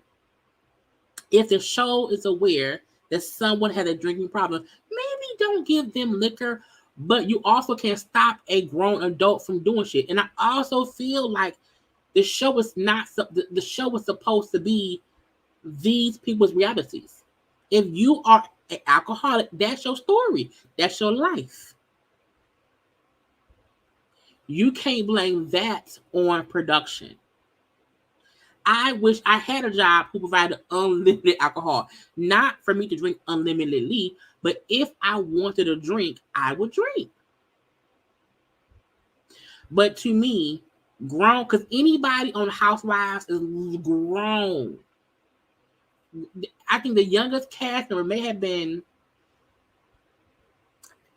even I think when Ashley and them is in their late 20s, maybe early 30s.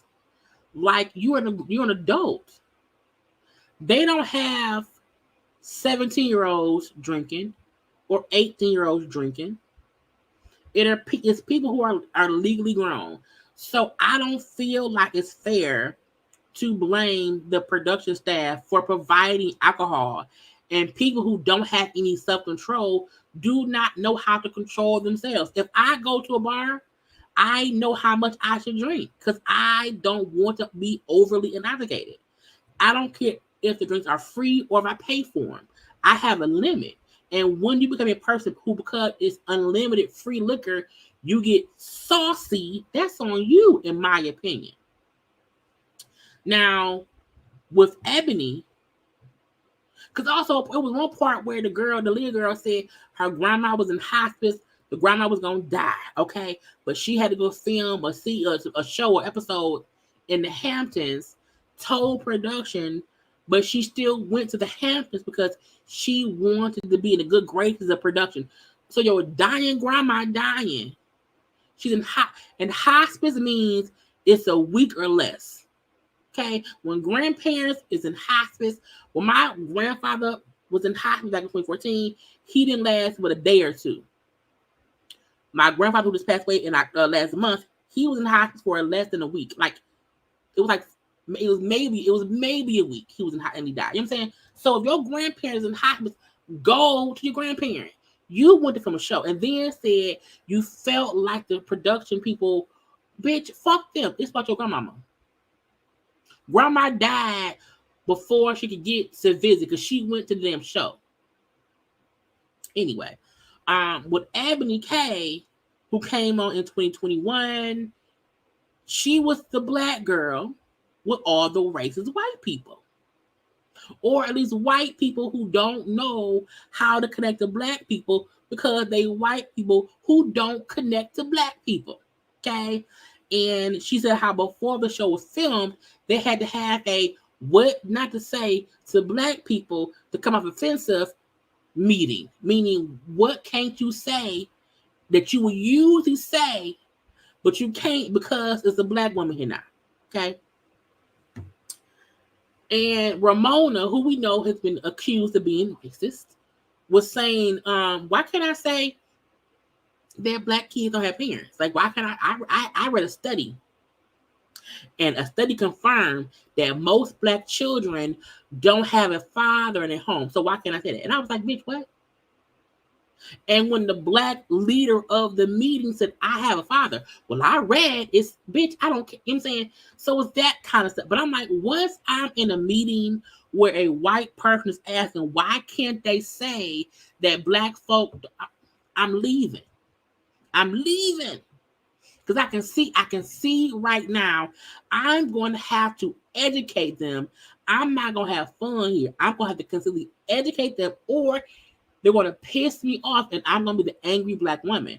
And she ended up being the angry black woman because it was no other thing to be. Because it's aggravating white women around me. Okay? And Ramona Singer used the N-word and not the N-I-G-G-A one. No, she used the N with the ER. Ramona was talking to a black producer and then brought up how, Ebony reminded me of when I was treated differently, and people use Catholic slurs. She's like, I don't know what that is. And she said, oh, it's like someone calling you ER, the N-E-R. I was like, and she said N with the ER. And I was like, what? So that's the stuff that Ebony had to put up with. But I'm like, I'm not surprised. That's why I've never watched the New York show that Bethany was on. Why would I? None of them white women seem like they know any black people. The only black people any of them know is either folks who work for them or who work around them in some capacity, but they don't have any black friends. You can't tell me they do. And I don't connect to people who don't seem like they have black friends. Okay. And Abby said at one point she tried to quit the show, and they said, no, don't quit. You are the kind of black woman we want. You know, you should just stay, just handle the white aggression. I'm paraphrasing. And she stayed, and that was the first time ever any of the Housewives shows did not have a reunion, because there was so much race stuff and just stuff going on that they just canceled the reunion. The show went off for 2 years, and when it came back recently, it was a whole new cast, and they just kind of swept all the racism up under the rug. And some of the white women who've said troubling things have still been cast on other shows on Bravo.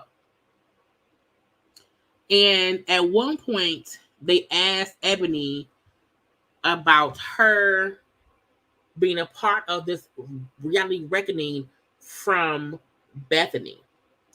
And when Bethany said, you can't be the leader of the universe, then act like you don't know what's going on in it. About Andy Cohen. She said, I was a part of it. I wanted to be Andy's favorite. I love that I was Andy's favorite. I love that I was able to make good television and produce it at the same time. I love that producers knew I was the best.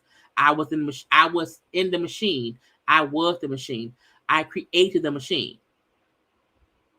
Of her own new mission to remake the medium that made her Franco, she says, it's my penance. Mm-hmm. When they presented the idea to Ebony K about participating in Bessie Franco's, reckoning, Ebony K. Williams said, fuck Bethany Frankel. You think I'm going to let some white girl speak for me with my experience with a multi-billion-dollar corporation? Hell no. Hell no. Hell no. Because that's why I kept on saying Nene partnering with Bethany to discuss Bravo shit and Nene not joining and going on Ebony's platform because Ebony also has a platform. I'm like, Nene is up here siding with the white millionaire who also benefited the most from Bravo. And then, what was this quote? I gotta find a quote I said. Is this it? I want to be sure. It was one quote. It was one quote that Bethany said. I thought I had saved it, but I did not. But Bethany said basically that some of the people that came to her for representation with this reckoning thing, like some of the people she would not even talk to, she thought they were beneath her because Bethany is Bethany. She's rich enough to where her ruining Bravo won't matter to her. That's why some folks are giving comments but not saying their name because they have to still work for a living. Bethany has nothing to lose because she don't need Bravo anymore. So partnering with Bethany, it may get your story out there, but how can you pay the bill later? I always say, Bravo is a show, a network that you have to use it to get on and then get out.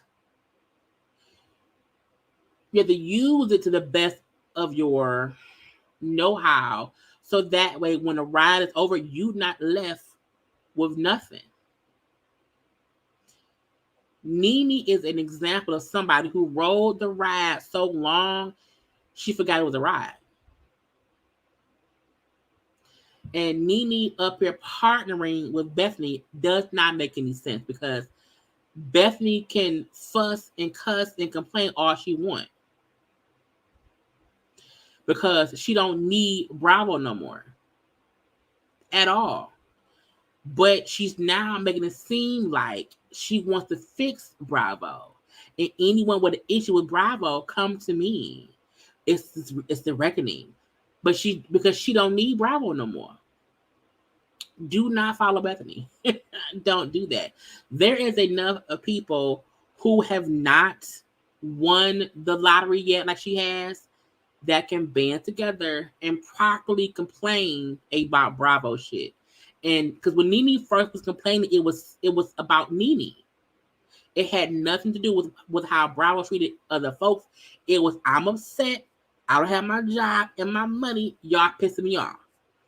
Now that did not work. Now she wants to say it's about the collective. But I'm like, it can't be about the collective. And you partner with Bethany? Not Mariah Huck, not any other black woman or black castmate or black production or black whoever that y'all can really speak to y'all. It's because Bethany's experience compared to Ebony's is different. Bethany had privilege. Ebony, Nene, Mariah Huck, they all dealt with the black issues that they don't deal with. She can't even understand what we've been through because she didn't go through it. That's why she's now sitting up on her throne, rich as hell. That's the issue. So I applaud Ebony for saying, hell no, I'm not joining Bethany. She can't speak for me because she can't. She can't. There was nothing that Bravo did that held Bethany back. Nothing. In the article, she's completely called herself the most famous person from Bravo. She don't have the same issues. She just wants the attention. So when Nene go on Bethany's show, that's why I'm like, it's stupid. because she ain't helping you. She's getting more attention for herself, and that's the bullshit. Okay, so that article does not name names. It names Andy here and there. It names a couple of producers here and there, but nothing that's like, oh my God, the smoking gun. No, it's stuff that happens on regular jobs too, especially to Black women who have to work with white people. There is this microaggression. There is this part of white people who feel like we are angry Black women. We have attitudes. If we, it's regular stuff. That's not fair at all. But it's nothing that Bethany can attest to. It's nothing that she can attest to. The difference is they were all paid for it, on TV for it, and they can choose to walk away. We shall see. But if anybody thinks that Bethany is helping, y'all fools. Fools, you hear me? Lastly, I think it's last thing we did it. Yeah, boom. Let's get to Keith Lee. So if y'all do not know who Keith Lee is, hold on, y'all. Take 30 seconds, y'all, and like the video. Hold on.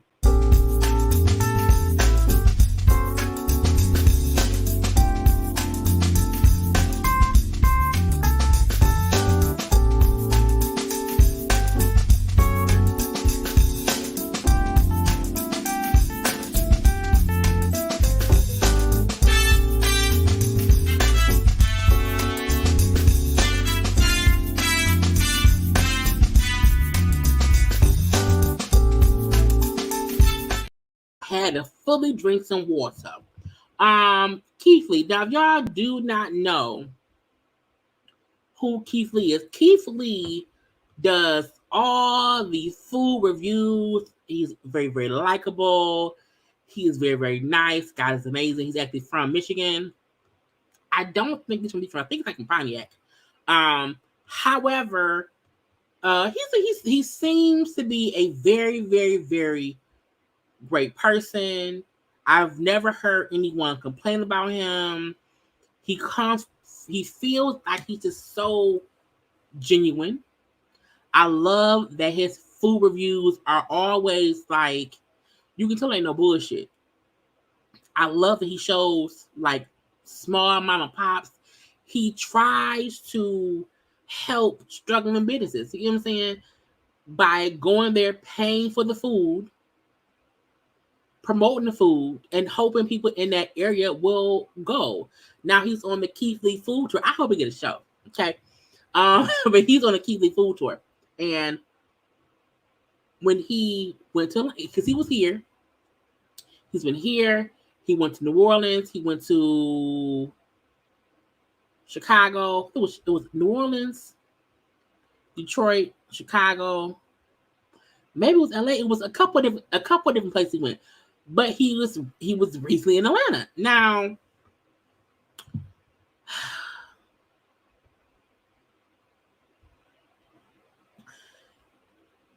the fact that I'm trying to think of the way to say it. The fact that he was showing restaurants in Atlanta, and two of them that he went to, he could not get enough food. Now, I don't know Atlanta at all. But when he was like here in Atlanta, it's hard to get food. Nobody takes carbon orders. It's long wait time. They don't do pickup. It's all these shits, okay? Keith is also on IG. I found him first on IG. I followed him on TikTok too, but he's also on IG. He posts his TikToks on IG after TikTok. So you can find him there too. But he was talking about how hard it was for him and his family to get food in Atlanta. Now, I like the fact that he used to go get the food himself, but now that he's at like 14 million followers, he no longer goes in himself to get food. So that way, because he's like, I don't want any special treatment. And usually, if folks sees him, they will, oh, it's Keith Lee. And they'll be like, no, I want the same food. I want the same service or whatever. So that way my review isn't biased. Like, it's not going to be me getting the best food when I'm Keith Lee. If somebody called and placed an order, we made it, and it's what it is. Okay. So it with that. But again, he was like, we would call and they would say we don't take calling orders. You know, we get there. It's either it's a long wait or they call. It was all these things. 2 places he went in Atlanta, issue. One place was called maybe Milk and Honey, something like that. Who had an issue? That made me mad. Let me see if I can find. Let's find his Milk and Honey one. Let's find Milk and Honey. Yeah. Let's see. So let me share. I want to show both. Okay. So this is the Milk and Honey one. Milk and Honey. I got it. Let's try it and rate it 1 through 10. As you can see, I don't have any bag in my hands. I said, hand of food. We're at the Real Milk and Honey on Main Street in College Park. Before we came, we attempted to call our order in. We were greeted with an automatic message that said they do not take call-in orders. It's like here in Michigan, like we have mom and pop restaurants, we have all kind of places here. But most of them, you can get food pretty easily. You know what I'm saying? You may have a little bit of a wait. You know, it may be 20, 30 minutes or whatever. However, rarely do we have places here where if they're open, they not taking the money for the food. Okay. We don't have that here. You know, no one has rules of no call-ins, no walk-ins. No, we don't have that here. Nothing. So I was surprised to hear how, I guess, in Atlanta, that's common. I understand that any place you go may have a wait. I understand that on busy days you may say, okay, no call, no takeouts. I don't know, okay? And because he usually picked the places based on suggestions. You know what I'm saying? But again, no call-ins. The automatic message said the only way you could do pickup is through DoorDash. We went through DoorDash, they was closed. But online, it said they closed at 5 o'clock. We went on DoorDash at 4 o'clock, but we were already here, so we just went inside.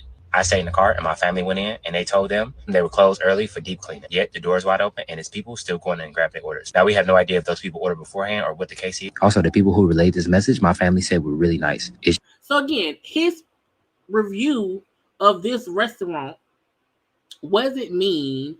It wasn't crazy. All he said was, hey, we was here. They opened. Folks went in and out. I'm just confused. And usually if somebody come and y'all open and they want food, they usually just make the food. At least that's what we do here. Okay. But again, the Milk and Honey folk, you know, complain, oh, who was Keith Lee? Whatever. So that was one situation. He then was said, let me play it. Let me play it. Because he made one about going to OLG. Now, because again, usually he will go to local restaurants, a restaurant that wants, you know, some more business or like staples in the community. Like he goes to different places, but he always gives great reviews about the food. So this was his comments about OLG. My family were at the one music festival. Somebody who works with JayBirds walked up to us and said they've been trying to reach us since we got to Atlanta. He said he'd been constantly emailing me and constantly DMing me for me to come to Old Lady Gang. Now this is the thing. This is what I said was crazy. If I see Keith Lee, if I see him, and I'm like, man, we've been calling you, we want you to go at OLG. I will be like, people at OLG. Keith Lee might be coming there. Okay? Pay attention. Be on your best behavior. Okay? Because y'all came and y'all asking me to do it. Got it. Let's try it and rate it 1 through 10. As you can see, I don't have any bags in my hands. Me and my family showed up and we attempted to order before we got here. We called the number they had connected on Yelp 3 times, no answer. That aggravates me. I feel like, why ain't nobody answering the phones? or there should be a voicemail saying, "Hey, hello, thanks for calling. If it's Saturday, we don't take calls. We're too busy. You have to come in. Blah blah blah." But even from that, I still feel like if you have a phone number to your restaurant, somebody should answer the phone to say something. How y'all know y'all ain't want the lottery? If I'm calling and no one's answering, what am I supposed to do, Lord? We tried to order through DoorDash and it said it was temporarily closed. So when we pulled up, I sent my family in to order for us. They said on the weekends, due to being busy, they don't do any takeout at all. They do to-go orders? No, we don't do to-go on the weekends. Oh, okay, so it's sit-in dining. Yes. Okay, thank you, sweetie. We appreciate you. Which is complete. And it's the thing. I don't have no issue with a restaurant being dine-in only. Cool. Ain't no issue. Understandable. So what we decided to do is my family's gonna go eat. They're just gonna come bring the food out while I'm sitting in the car, so they have no idea I'm here. My family asked how long the wait was to be seated. They said an hour to an hour and a half. Again, an hour to an hour and a half. Hey, whatever. And the thing about I like his point was my family was in it because I don't. If they see me, they may give me better food. You know what I'm saying? So if the wait is an hour to an hour and a half for my family, okay, fine. While we waiting, because you just told us how long the wait will be, we're going to wait to eat. Because he's not saying the issue was once we got there, we had to wait. That ain't the issue. Yeah. Okay. She also said they didn't have any reservations available. So they didn't take down any number, any contact information, nothing. My family then came and relayed that message to me, and I decided to go in myself. We walked in and we were greeted by a nice young lady. And then I met some amazing people who were eating there, and we took some pictures. God is amazing. As soon as me and my wife were done taking pictures, the lady said the table was ready. As always, I don't want any special treatment. I want to be treated like everybody else. I pay for my food like everybody else. I'm a normal person. I'm a normal customer. Things like this is exactly why I do reviews the way I do. Just because I have a certain amount of followers on social media don't make me different from nobody. That was the point. And I think people miss his point here. His issue wasn't about you got a phone, y'all don't answer. The issue wasn't about we can't do no takeout. We can't do a takeout. The issue was my wife, my mama, and my mother-in-law went in there trying to get the food, were told they couldn't. We had to dine in. We said, cool, hour and a half, cool. Then when I come in to wait with them, because now we're waiting, okay, and we took the photos, okay. Now, it's a seat. How's a seat? His issue was, how could y'all find time to sit me, but did not have time to sit my wife and my mama and my mama-in-law? That was the issue. My mom, my mom-in-law, my sister, they all paying customers just like me. So I want them to be treated just like me. So I asked how long the wait time has been today. She said an hour to an hour and a half. So which I then asked, how are you able to sit me in 5 minutes? This is her response. How long are we looking for as far as waiting? I'm just gonna sit up there for like 5 minutes. On the wait, this I called came.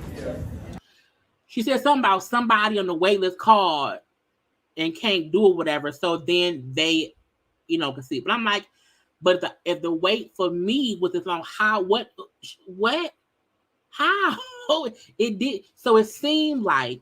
Now it's whoever first come first serve. It seemed like because y'all saw who I was, and it wasn't just my family who you don't know, hey, let's have him sit down. Because it's Keith Lee. He gonna review the food. Now, OLG, I believe folks have said it'd be busy or whatever.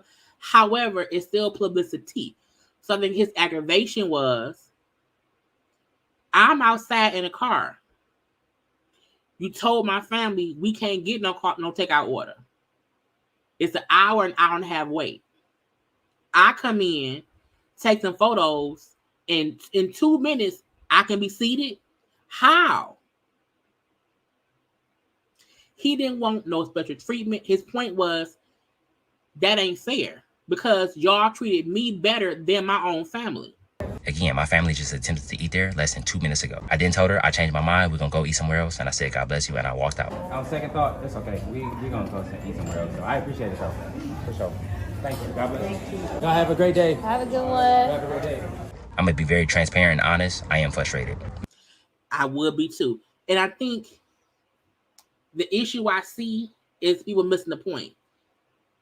Yes, other restaurants he went to, he said he had other issues, different rules. They couldn't get as much food from other places or whatever.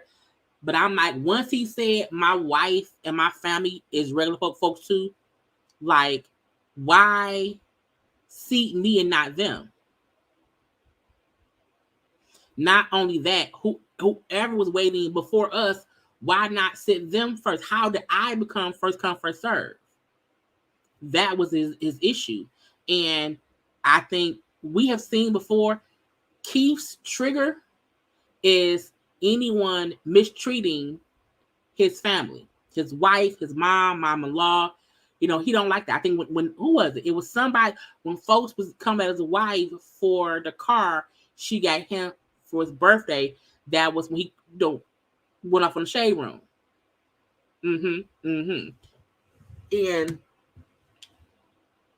he like, I'm aggravated because my wife and them went in there and y'all was on bullshit. Not on, y'all, they couldn't get to it, but I can.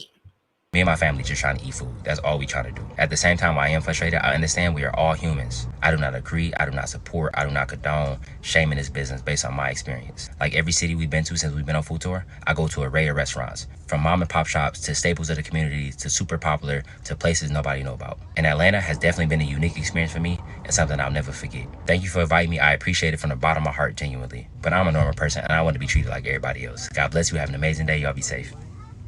And I'm not playing. I understand everybody got their own opinions on situations, but don't go leaving them 0-star reviews. You ain't never been here before. If you like to, come experience it yourself and then leave your reviews. But just leaving a review based on my experience is crazy in my opinion. God bless you.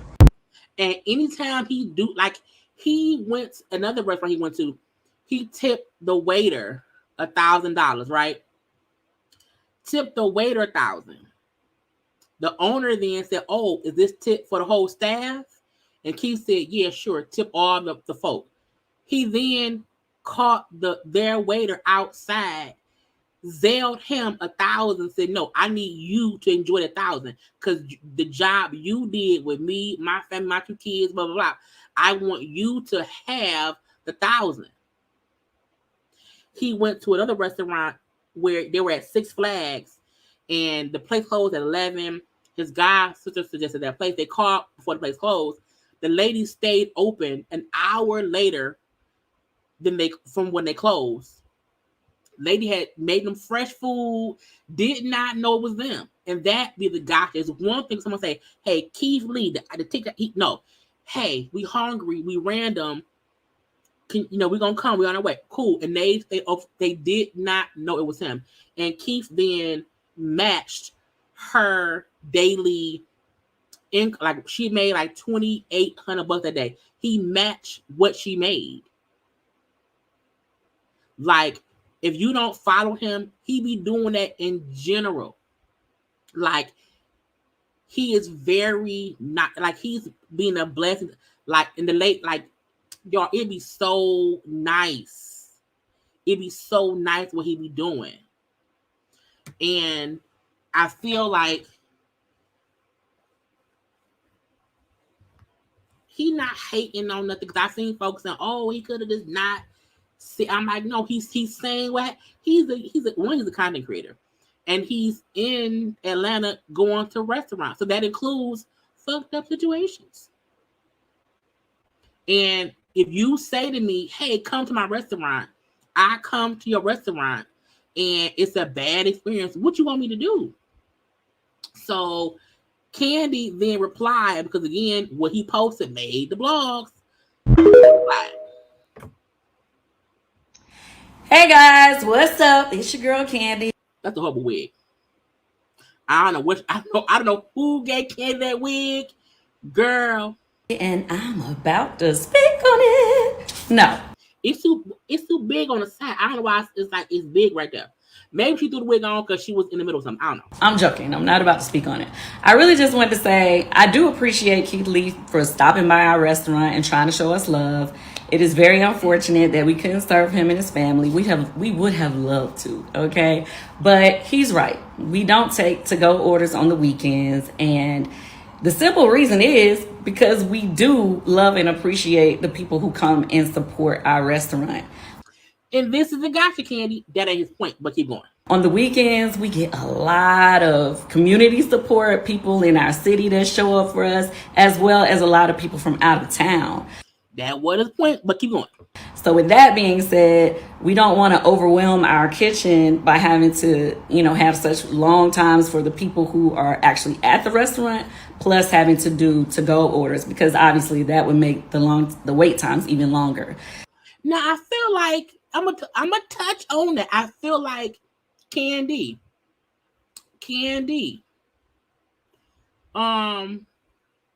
What Kandi said it makes perfect sense. Okay, they can't handle doing the people sitting down ordering and folks calling in ordering. You know what I'm saying? I fully get her saying we do not want to overwhelm our staff. That makes complete sense. However, as a business owner, in my opinion, if y'all have that, OLG is a huge, place. You know what I'm saying? It's a lot of space around there.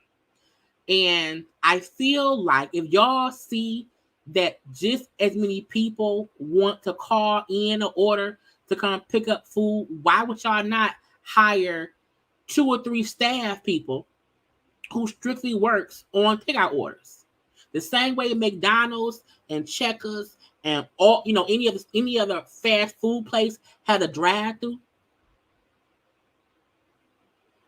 I don't understand if you see there's a need, because y'all cancel takeout pickup orders because y'all know how much it'll take for that.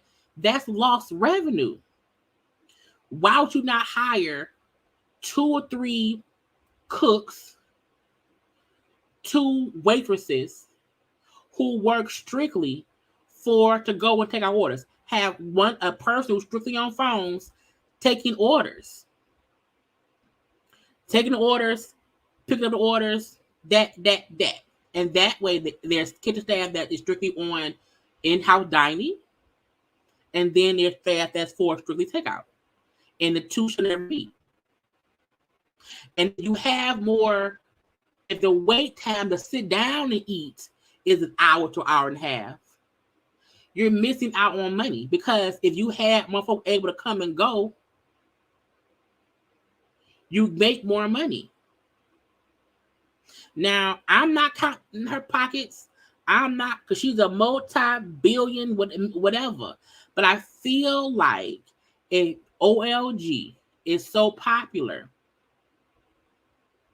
that y'all have that much coming, especially on weekends, why not even have to-go orders only for weekends? Because maybe it's slower during the week. So on weekends, everybody come around there, because folks will go to Atlanta on weekends for vacays. So why not have to-go orders specifically for the weekends? Calling in, curbside pickup. Call in, front door drop off. Again, have 2 to 3 cooks who is strictly cooking food for takeouts, and they are weekend staff members. Because again, Keith Lee's issue wasn't having to wait. The issue wasn't even not being able to get the food to go. The issue he had was y'all trying to play his family. So that's the reason for that. For those of you, I saw a couple of people was like, why wouldn't they take to-go orders? Well, that's why. Anyway, with that, outside of that, I want to say thanks to Keith for trying to even show up to our restaurant and show us love. Thanks for trying to bring your family by. And maybe next time we'll still get a chance to serve you. Okay? Now, again, Kandi posted, that was her response. To what he said. But I'm like, you didn't address the issue. And to me, Candi's response was more to the comments online about picking up orders than Keith Lee's issue in. We came in to sit down and eat and were told my family was told it was a wait. But once they saw me, it was cool. Y'all tried to play my family. Not only that, your staff tried to seat me before folks who was waiting before me. Come on now, Brooklyn. Applebee's have a whole to go side. You pull in, Applebee's does. Chili's does. Well, here we have Applebee's, Chili, all that. There's a whole parking side where it's only to go orders. Why don't y'all do that? And I'm saying that because Kandi was saying they're so busy they don't have time to do that. She missed the whole point of why he was upset. It had nothing to do, even though he said overall in Atlanta, a lot of restaurants do not have call-in order, don't have pick, all of that.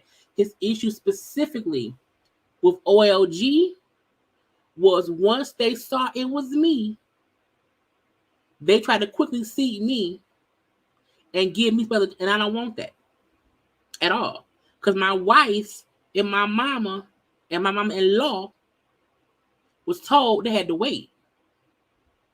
And once I came in with people wanting pictures of me, oh, we can seat you now. But y'all had a wait time of an hour and I missed it with the bullshit.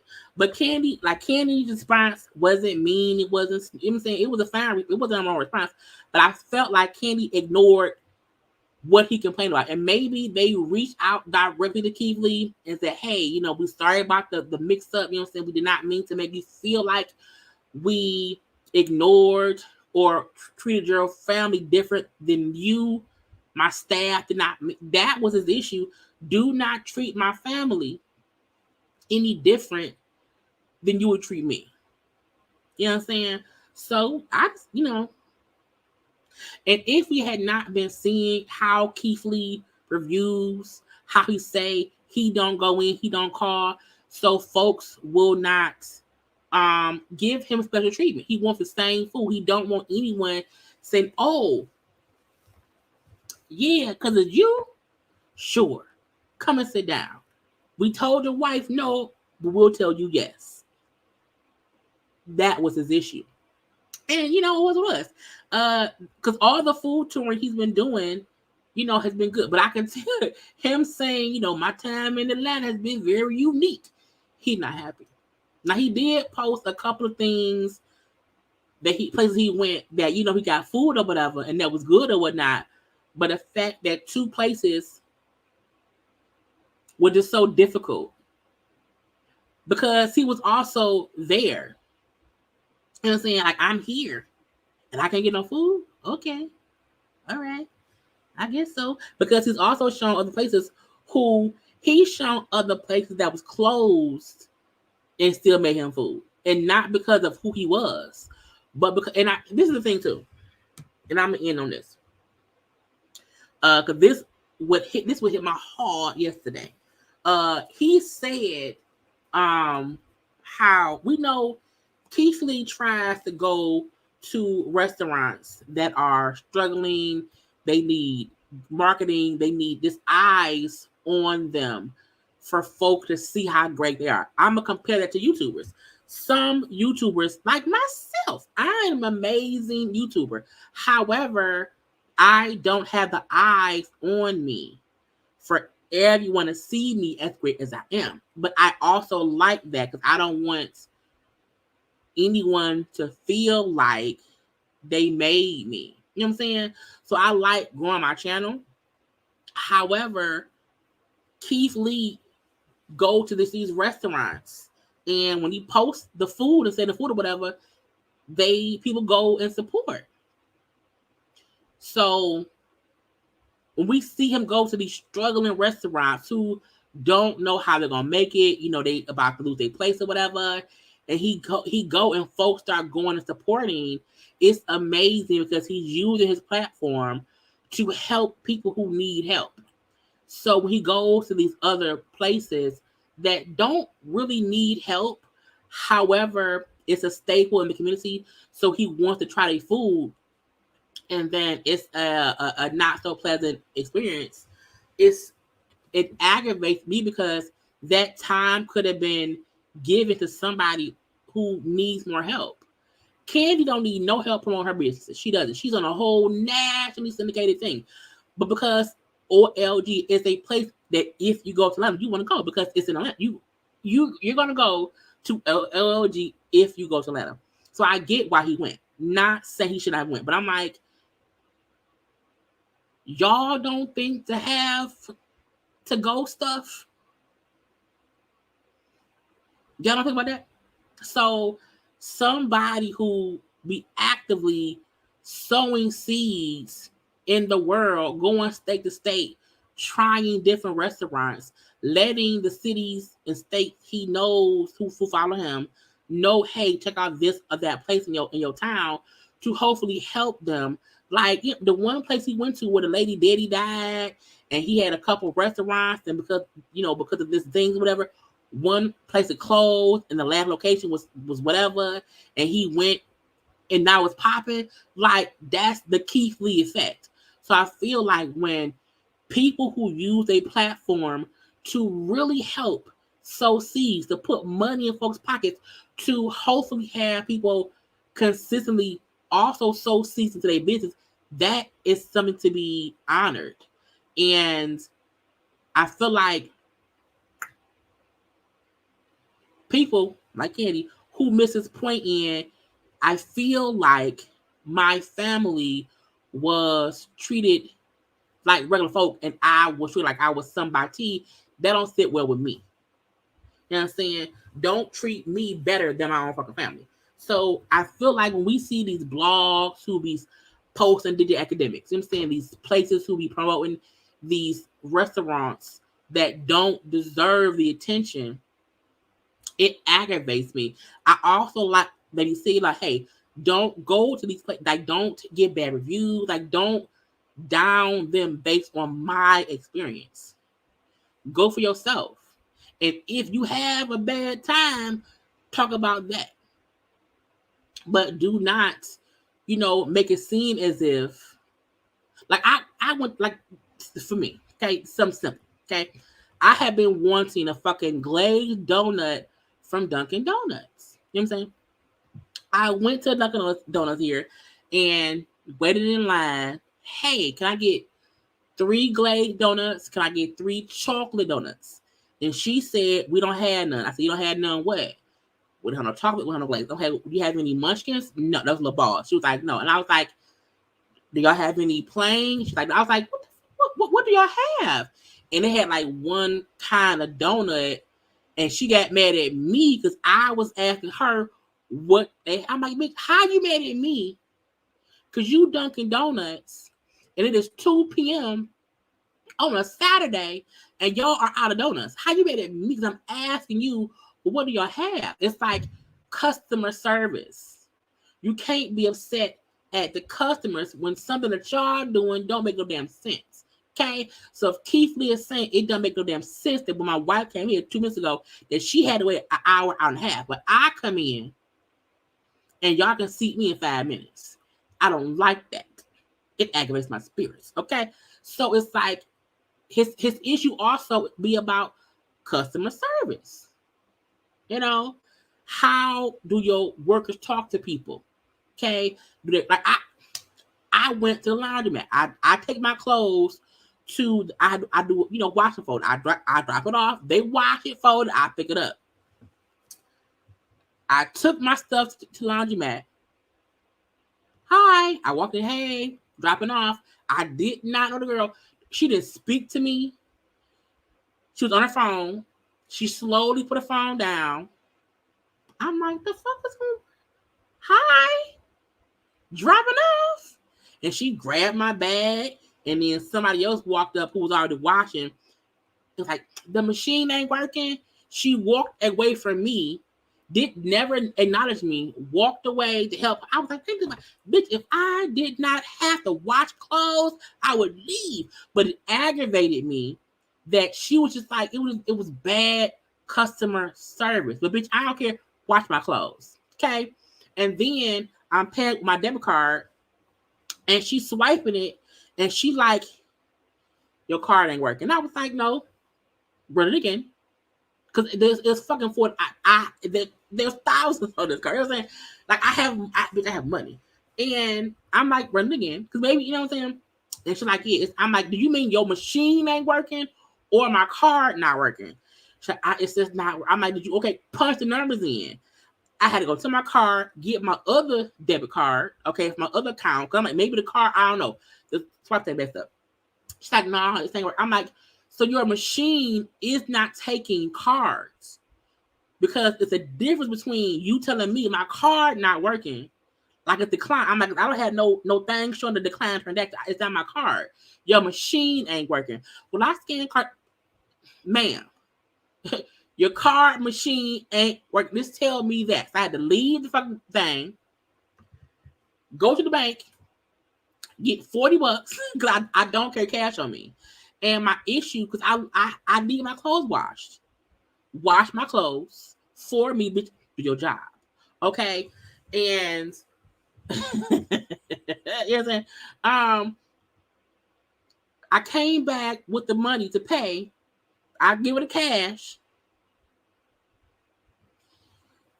And she then printed a receipt and she looked at the receipt. And I'm like, the receipt is sitting in like in the box thing. I'm like, bitch, I know you don't expect me to reach around there and pull the receipt.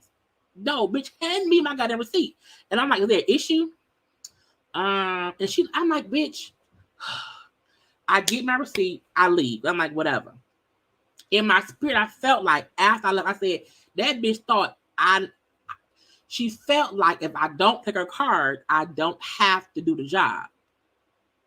Because it was already like 3 bags of laundry sitting that she had not even moved off the scale of weighing the sandwich costs. And I said, no, I will go to the bank. I'll go down the street, two miles down the road to Bank of America, get the $40 out, come back and wash my clothes. And I want them today. Not tomorrow, bitch, today. And when I came back to get my clothes, she still had a funky ass bitch quit. But it's customer service. When I go back again, I'm gonna wait for the manager to be there. And I'm like, the black girl with the blonde hair, she's a bitch. Okay, so it just aggravates me when people just have bad customer service. It does not make sense to me. Okay, bitch, if you work at Dunkin' Donuts, why do y'all not have donuts? Because if you work at the laundromat and you wash clothes, wash my clothes. I've been coming here. I have not washed my own clothes. Child.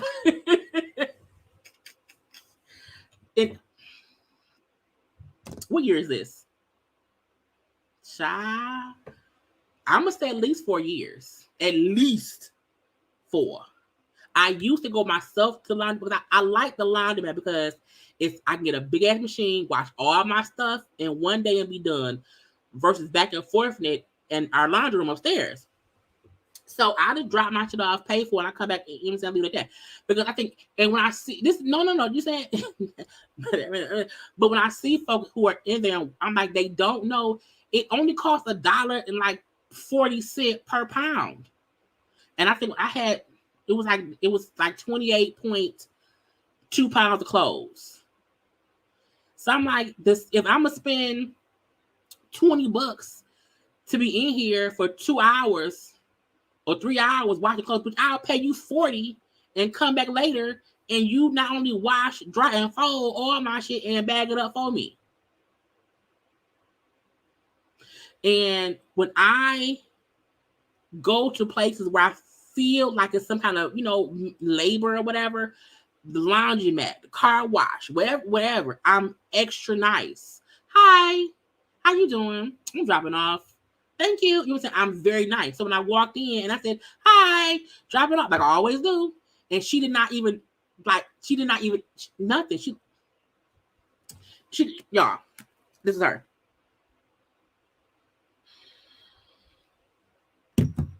Like it was, I was like, bitch, I will punch her in the throat. So, Keith Lee being upset that he out here spending money trying to support businesses or whatever, and he feel like the customer service be lacking, that aggravate me too. Like my favorite Coney Island, I rarely ever have cash on me. So when I go to a drive-thru, I don't like tipping. Cause y'all, I'm in the drive-thru, like it ain't much. However, my favorite Coney Island, that's on sale on the Van Dyke. When I do have cash on me, it's the same girl. I tip her $20 because the times I go and I don't have no cash, I'm like, I can give a little dollar, but I don't have a dollar. So when I do tip, I tip her $20. Like, hey, I'm like, hey, you know, I don't care cash. I got something today. Hold on, and I'll either tip her 10 or 20, like maybe 3 times a year. You know what I'm saying? Because I still feel like I'm gonna be, and even when I don't tip her, she's always so nice. No, no pickle, no mustard. That's like is nice. You treat folk with respect. You know what I'm saying? So don't try to play me, bitch. Watch my goddamn clothes, leave me alone. But it is aggravating. You know what I'm saying? See, the place who does that for me, they're more expensive than the place I go to. The place I go to is like 2 miles down. It's not far at all for me, so it's not a big deal. And the pickup and drop off service for me is like an additional $40 a bag. And I'm like, why pay an extra $40 when I can take my bag to my car, drive down the street, drop it off, and come back and get it when I come home from work? You know what I'm saying? So for those of y'all who be busy, you know, I'm telling you, pay somebody to do it. Pay somebody. You know, I pay someone to clean up. I have a house. I have my cleaning lady who cleans. I had her also organize all my closets and stuff like that. I have my food stuff dropped off. Like I pay and I tip all the time. I'm nice because folk have to make money. If your job is to wash clothes, wash the clothes. If you have a cleaning company, come clean. If you are a shipped, we have shipped here. If you are a ship driver, shop. And see, I'm picky about my food too. However, on shipped,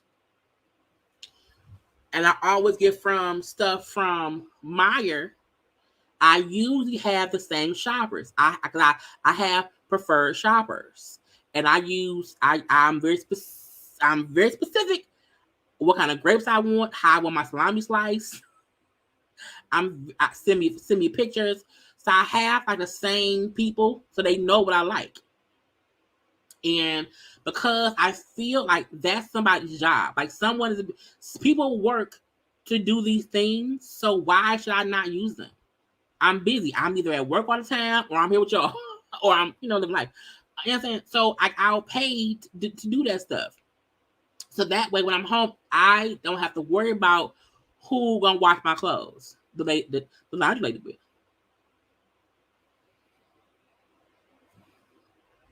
You know what I'm saying? Like, we have to learn it's okay to allow professionals who that's their job to do it. And then just be very much so specific about what you like. I don't mind it. I don't. I have 2 bags of laundry in my car right now of stuff to drop off tomorrow for like cover, towels, right? You know what I'm saying? All that stuff. Because I don't have time. I don't have time. And folks work at the wash and fold. They need their money. Because the thing is, if they don't do it, then who? You know what I'm saying? So for those of us, Keith Lee is out here tipping restaurants, waiters, waitresses, like the dude, the waiter who he tipped $1,000. A waiter probably won't make $1,000 in tips in a day. You know what I'm saying? In Atlanta. Or was that in Atlanta? Wherever it was at. I don't know. So him making sure I'm going to tip this person $1,000 made their day. And if you work at the wash and fold, you may not feel like washing and folding, but that's your job. You know what I'm saying? So I'm going to keep you employed. Okay? The lady who who cleaned my house, she is a Black woman, and she has a cleaning business here. You know what I'm saying? And so I love her. She comes every 3 weeks. You know what I'm saying? And because she does such a great job, my house is never, when she comes, she's like, it's not much to do. It's not much. You know what I'm saying? But she comes every 2-3 weeks to clean. And I'm like, cool, here you go. But you know what I'm saying? The shit folk who come deliver my food, they know it's the cart out front, put it all in the cart, tip, be done. You know what I'm saying? So I want us to get used to, if you have the means, if you are, real talk, if you are a working woman, a married woman, a woman, I know most of y'all is women, I believe. And if you're a man too, whatever, these women are women. If you are a working mom or whatever, and you're just tired and you need a break, sometime pay for the cleaning lady to come clean up once a month. Okay? Bag the groceries, bag up the clothes, and take them to the washing fold. Drop them off. And while they washing clothes, go take a nap. Go have a frappuccino. You know what I'm saying? Like, just go do that.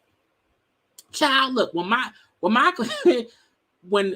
person comes to clean up, I am in my room sleep. She comes early in the morning while I'm asleep.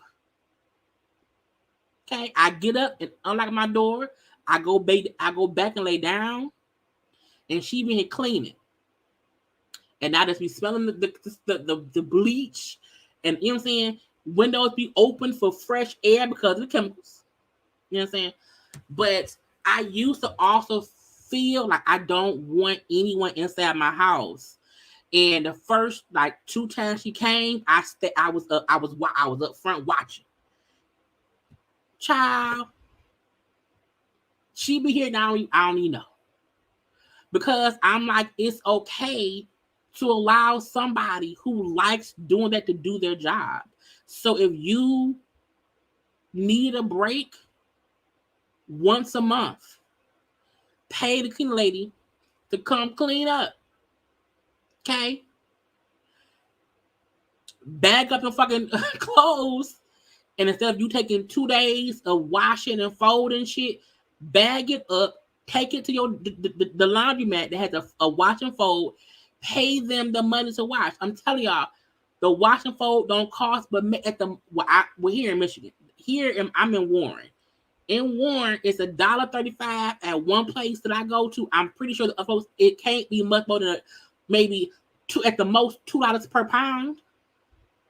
Spend that little $50 just to not have to do it. You know what I'm saying? Enjoy that. If you have to cook a whole with food, sit your ass down. Get on. We have Shipt here in Michigan. Get on Shipt. Have stuff delivered. And I say Shipt, not Instacart. I hate Instacarts. Shipt, SHIPT. Okay, because on Shipt you can be specific about substitutions. They text you while they're shopping. They send you photos. I'm like, hey, send me photos of the grapes, of the strawberries, of the meats, of the watermelon. Send me photos. I want red watermelon. It got to be fresh and red. I want round, oval grapes. I'm very specific. I want my salami slice not too thick, not too thin. I want my salami thick, like a slice as thick as a nickel. I'm very specific because I feel like that's an easier way for me to get what I want, and also for them to notice people want what they want. It also helps them learn how to say, and I say, hey, check the expiration dates, all of that. I be in the bed at 4 a.m. tired, dog tired, making a list on Shipt to be delivered the following day. So that way, when I come home from work, an hour later, it's food delivered at my door.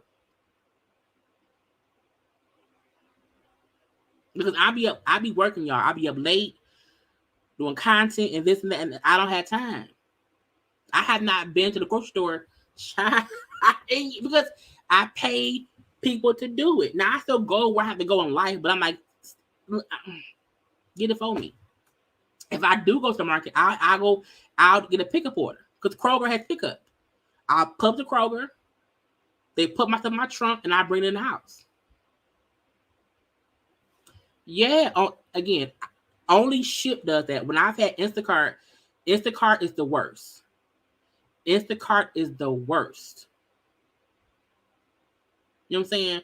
But I convince people, if you are a busy person, it is okay to use these services to your advantage. I pay $100 a year for Shipt, and that way I have free shipping. I have free that there's no service fee. If you order, it's like $10 per delivery. But if you pay the yearly membership, it's for free. I get stuff delivered like twice a month for free.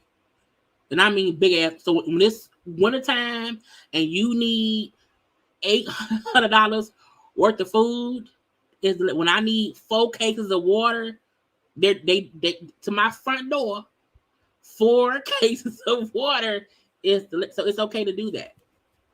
It's okay because you're tipping people and that's their job. So Keith Lee out here tipping waiters, tipping restaurants, because he like those people need that. You know what I'm saying? They need that. So I'm a very much a believer of if I can pay someone to do it because I'm busy, I'll pay them to do it. You know what I'm saying? And again, it's because that's their job. Folks, y'all, you know what I'm saying? Folks pay. I get paid at work to do what I do. Anyway, I should have been done 20 minutes ago. I'm done, y'all. Because Keith Lee was the last story, but I've been rambling to y'all. Okay, I hope y'all enjoy this good old time we had today. I hope, okay.